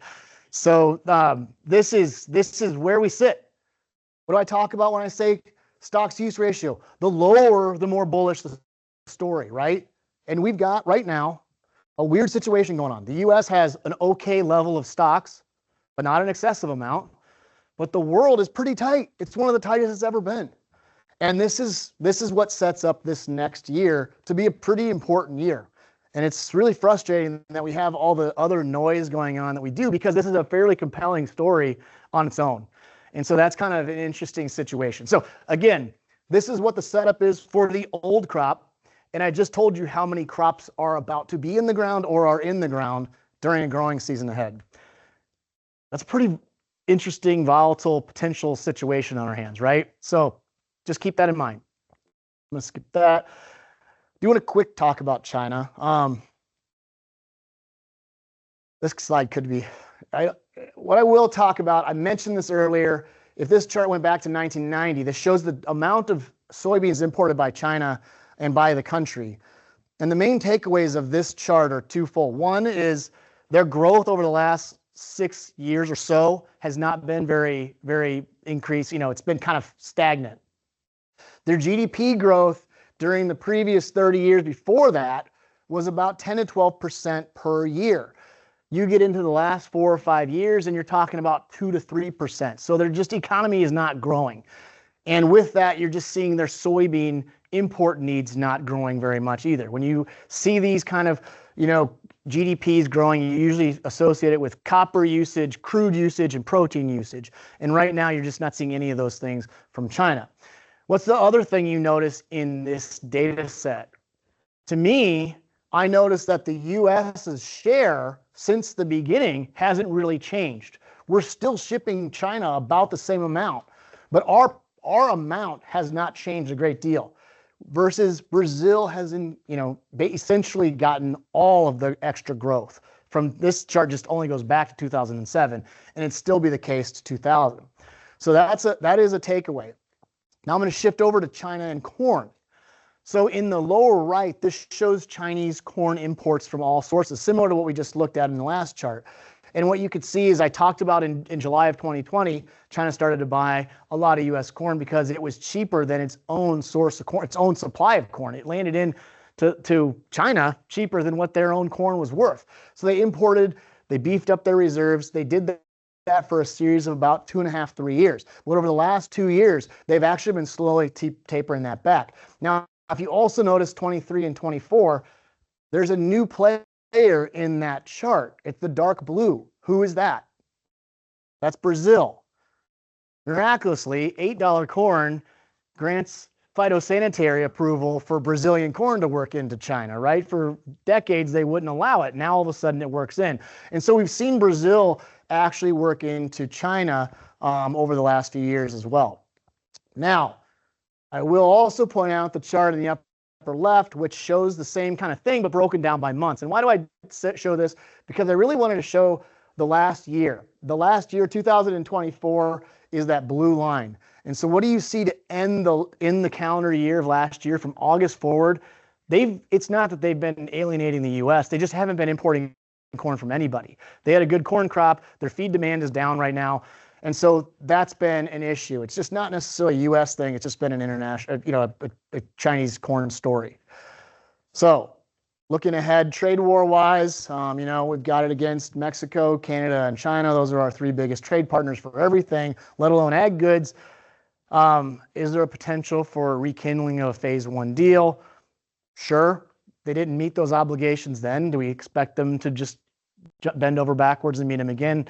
I don't know. Back then, there was also a time when they bought aggressive amounts of U.S. corn. It was not due to any deal. It was due to the economics work for it to be brought in at a cheaper level. So I'm not thinking that that's a huge rescue. Frankly, I don't really know how this all plays out on that side. But at this point, the most likely thing would be potential for them to buy some U.S. beans for new crop. So anybody have any comments or questions on that? I will get into tariffs again a little bit. Yeah. Was corn export front loaded?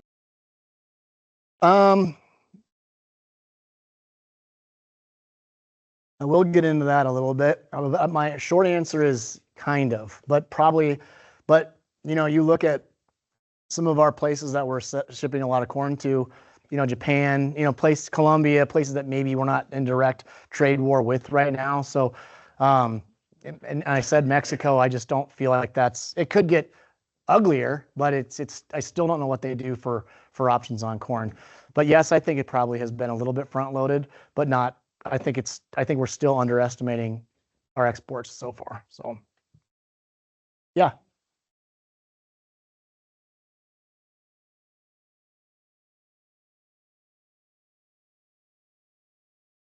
So just remember what happens in a tariff, and what we're tariffing are imports, right?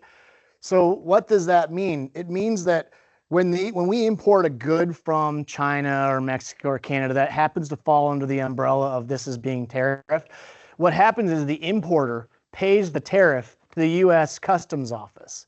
So then what happens is whoever's doing that, the importer generally is going to pass that on to the consumer. And so when I said tariffs are inflationary, it's usually because it's a tax on American consumers. Now, if they were to do a reciprocal tariff, then I think it should be the exact opposite. It would be when the boat would land into the importing nation, they would then have their customs agency, collect fees from the importer of that product. That's how they work on the U.S., and I have no reason to assume it would be different when it goes the other direction too. So again, why do tariffs work? It just means it's more expensive for us to buy a foreign good than hopefully a U.S. good. And so, but in any case, it just raises the price for the consumers here. So that's the ultimate end result. Yeah.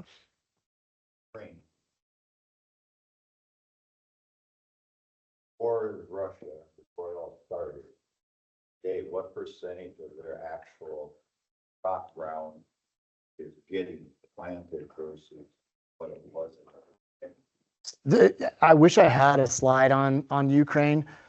It's been interesting because the question is what's happened in Ukraine really since the war, right? And the answer is their production has dipped a little bit, but not nearly. Like I think people March of 2022 thought we might see like 50% reduction in corn production in Ukraine, and it's been more like 5 to 10%. So it's been a much different situation than what we thought. And in fact, keep in mind, in even Russia, the largest wheat exporter in the world.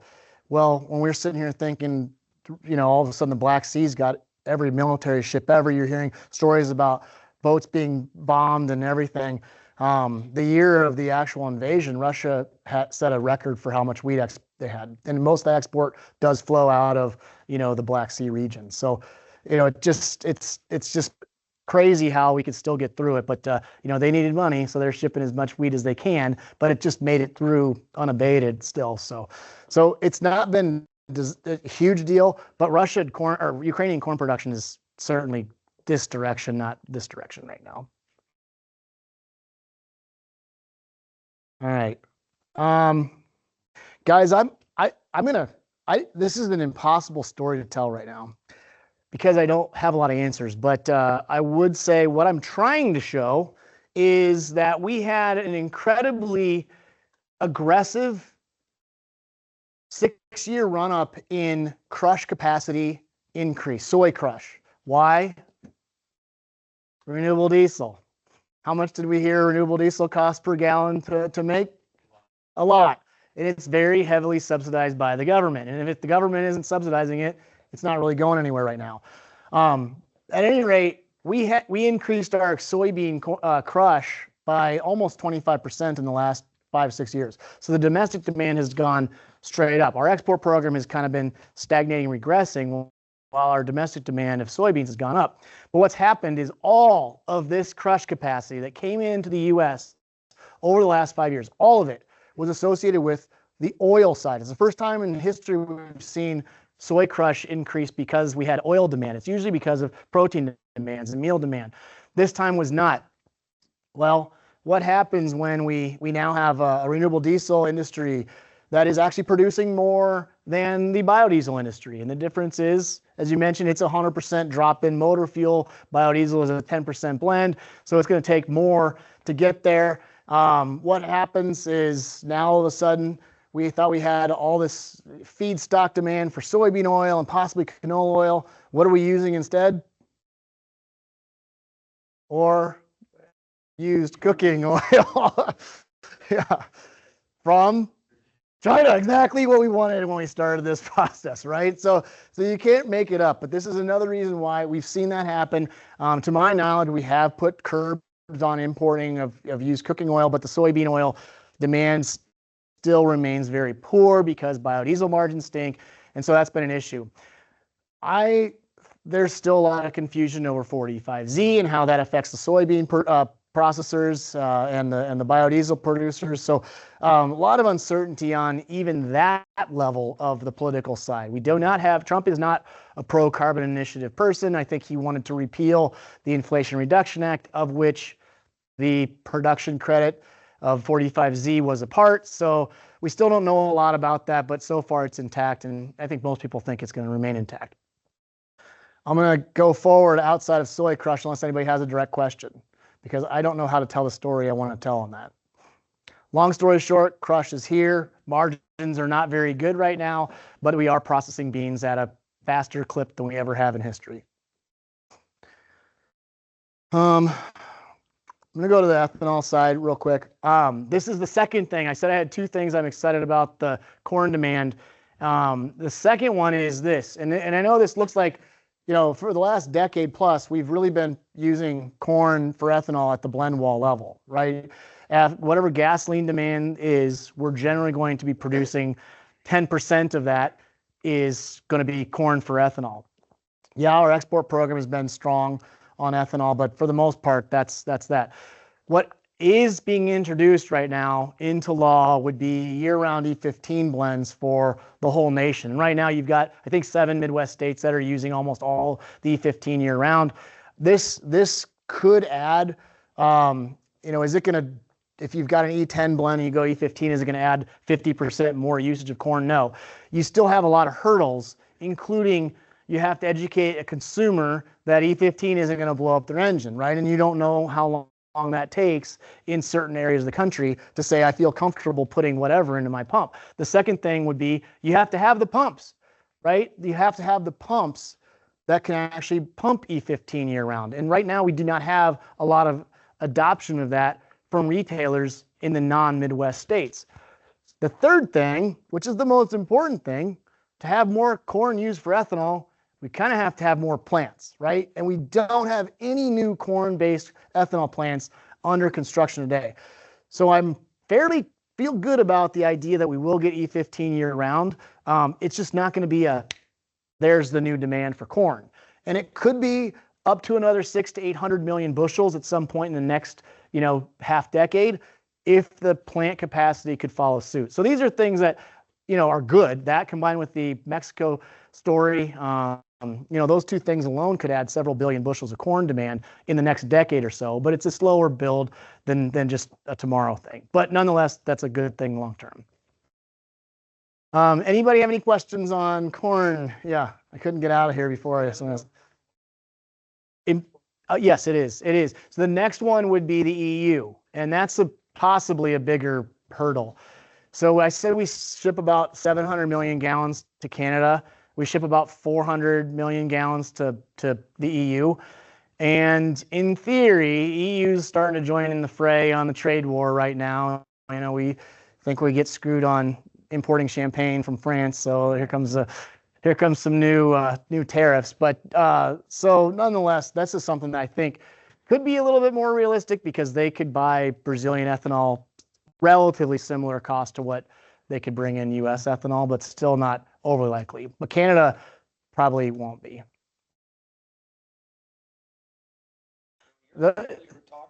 India, it's kind of gone more. Yeah, I don't know the answer, but in terms of demographics, that's definitely like the pony to bet on, because China's the opposite, but India should be that economic growth. But so far they've just got this stratosphere of 1% and the 99%. They're not working on creating like a middle class that's going to be changing their consumption trends a great deal so far. So, but I think that's the place that people want to bet on for the future of just general commodity demand. It just hasn't materialized so far.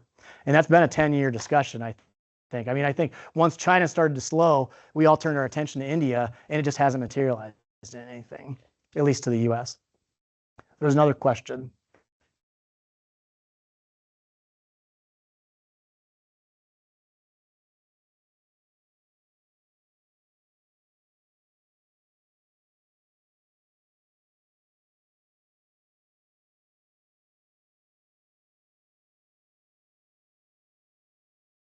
To change the narrative. Exactly. Yeah. And the E15 story it's kind of had that kind of a road. You know, you had the have to adopt a consumer that's comfortable, have to adopt a pump that's willing to have various blends on it. So that's a good example. The E15 year-round should be something that would be approved for all vehicles. So you wouldn't think there'd be quite as many hurdles, but it's still got to have quite a few things that happen.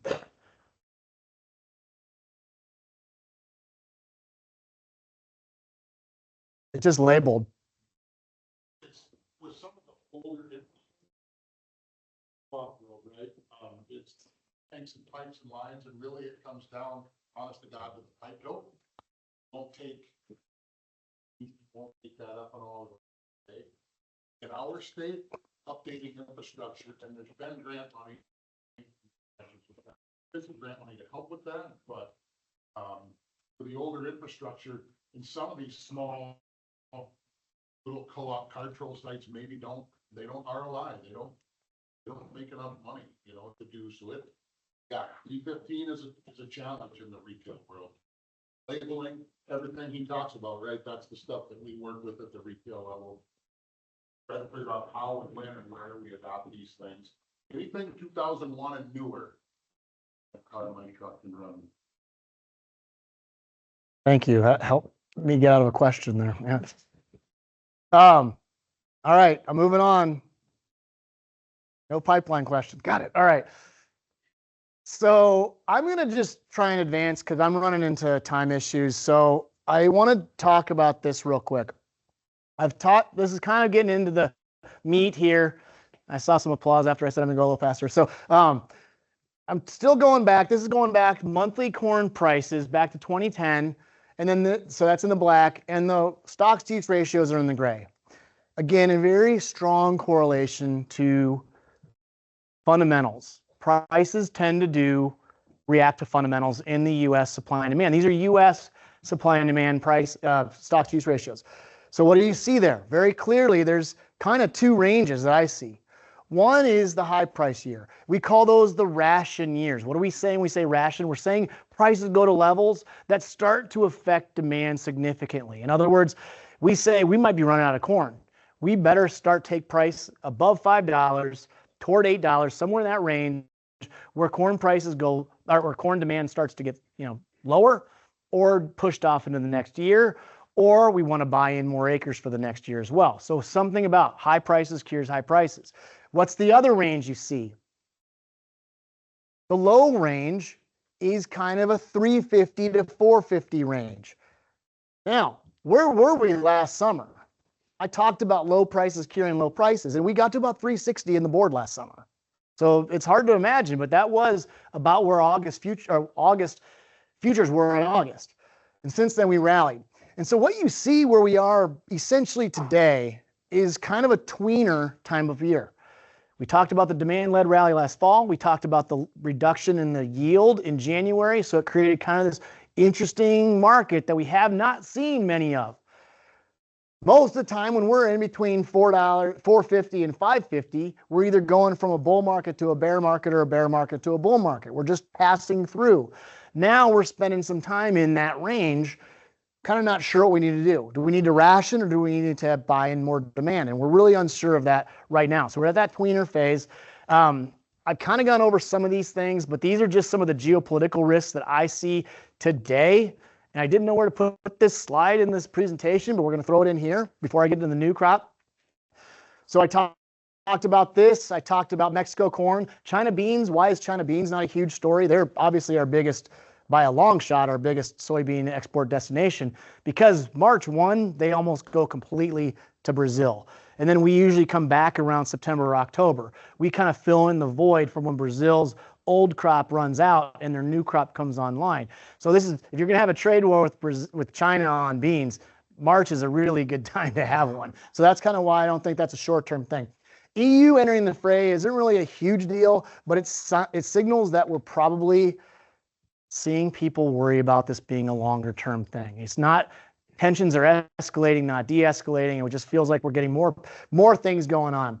This next thing, has anybody heard about this 301 proposal on basically taxing Chinese-built ships or Chinese-operated ships into U.S. ports? This is in a comment period by the U.S. TR, and if that went through, that would be huge, huge. It would instantly take us out of the global export market competitively on almost anything.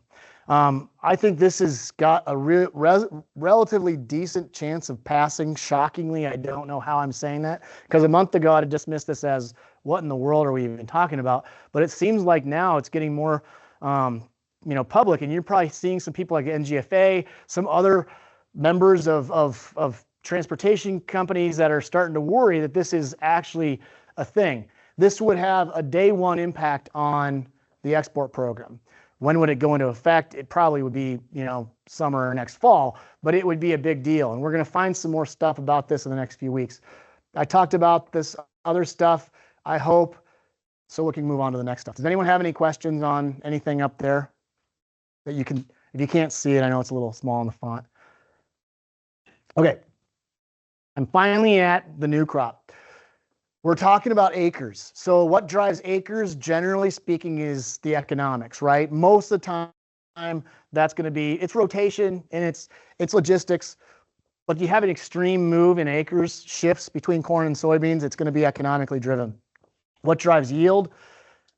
All of the stuff we had before me, but also Mother Nature, right? So there's some things that are not economically driven, and that's on the yield front. We'll talk a lot about that, in the months to come. But the acres is front and center, because on March 31, we get our first look at the prospective plantings as seen by the USDA or surveyed by the USDA.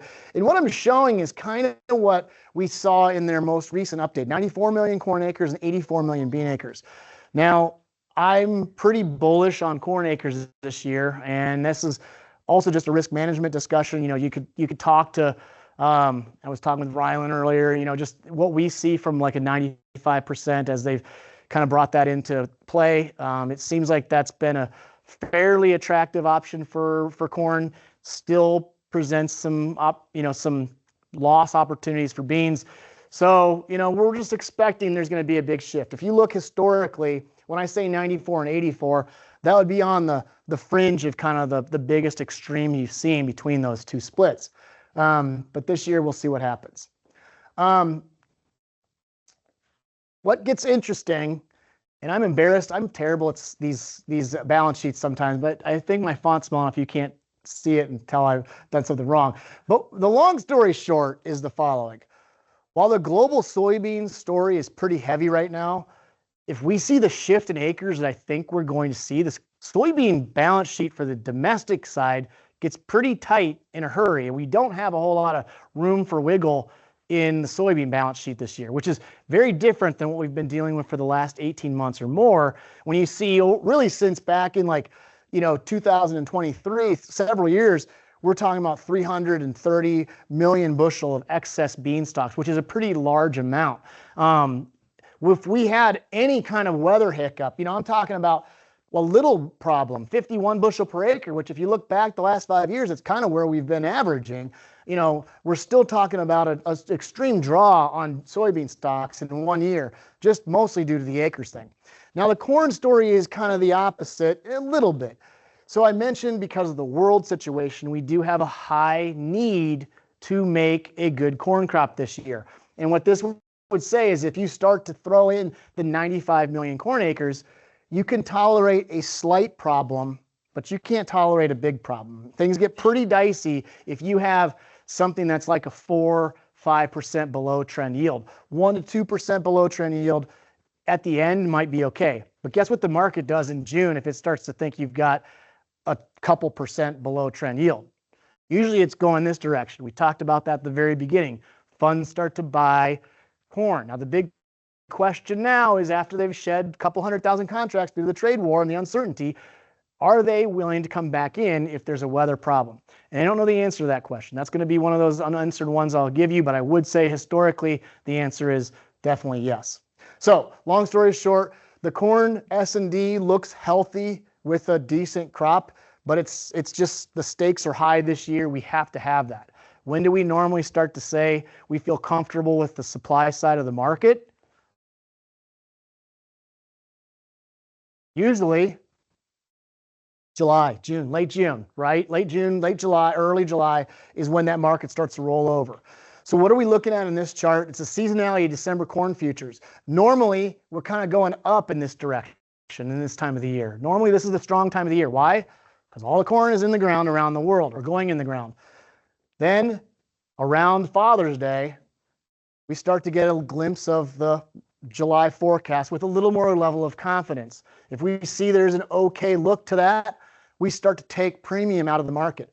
What's the largest thing driving the market going higher? It's the uncertainty. And so all we're doing is, even if it's bad news, sometimes just knowing what it is can be negative to the board. And so we start that traditional decline lower. And then right around late August, we end up factoring in the full extent of the crop situation, and we start to rally because of demand. What does that look like? A lot like this last year, right? It looks a lot like what happened in 2024. The only difference was we started about here in 2024 and then kind of swooped back, but that was the only difference. What you're also seeing is that this is the months in which you make your highs and lows in Dees corn. Interesting stat. We've never made an outright high in the month of February in Dees corn. 1982, we tied. That's the only time we've ever made a high in Dees corn futures in Feb. We've never made lows in February and March. Now, the bad news is that is because you usually go lower than that at some point in the future, but it's not always. You have had a few years where Jan was low. But when you see are the most frequent times you make your highs. Times of the year when the crop, we still have a lot of questions, but we're starting to get those answers.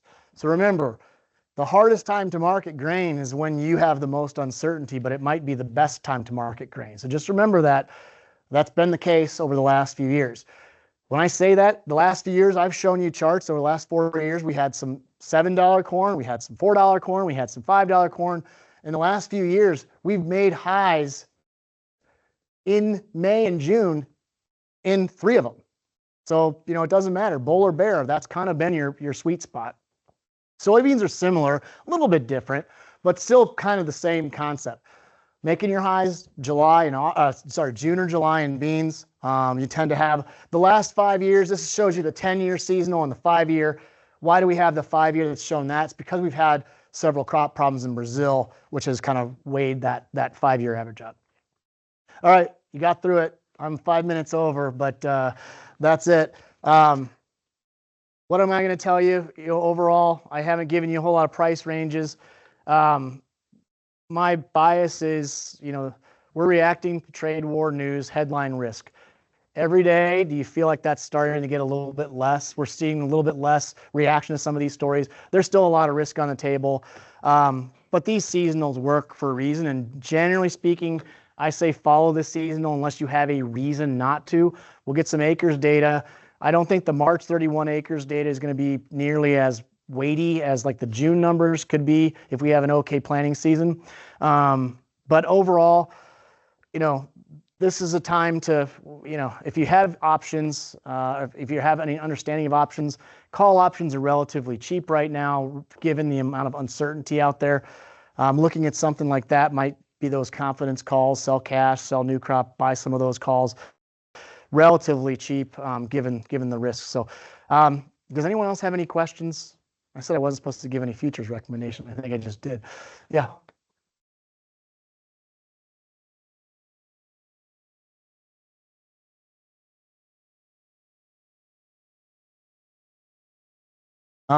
They forgot to carry the one. I don't know. They honestly, the cycle stuff I get, like it ironic. I'm not even joking. Like a lot of the timing of lows and highs in the grain markets, they could say, oh, it was a year off. I'm like, oh yeah, that wasn't exactly an easy thing to follow along with. But I think we're in an 88-year drought cycle or something like that this year. I know Elwyn's got something like that out.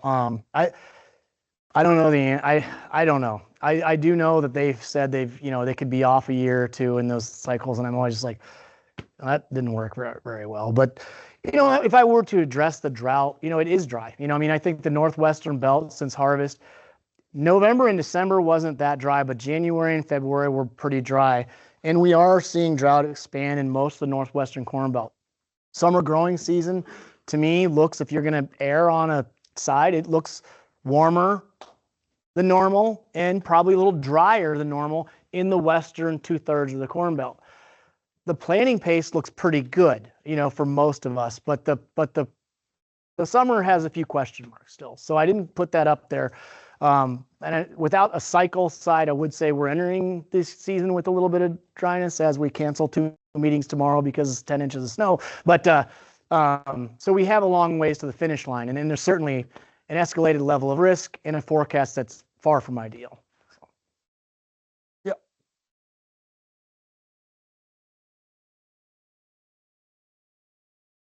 Oh, I don't want to. I thought I wasn't going to get any yield questions tonight. To call it trend, the only thing I'll say about trend is that the USDA has basically acknowledged that their perception of trend has stalled in the last few years. They give us their trend line yield. 3 years ago, their trend line corn yield number was 182.5 bushel per acre. For the last 3 years in a row, it's been 181. So they've kind of acknowledged that it's starting to they're not seeing it. So I don't know how to answer that as a pipe dream. I will just say simply that they're kind of seeing the same thing. But to that point, I'll also say this market, based on what we saw last year, we're not going to assume 181 is in the bag until it's in the bin, right?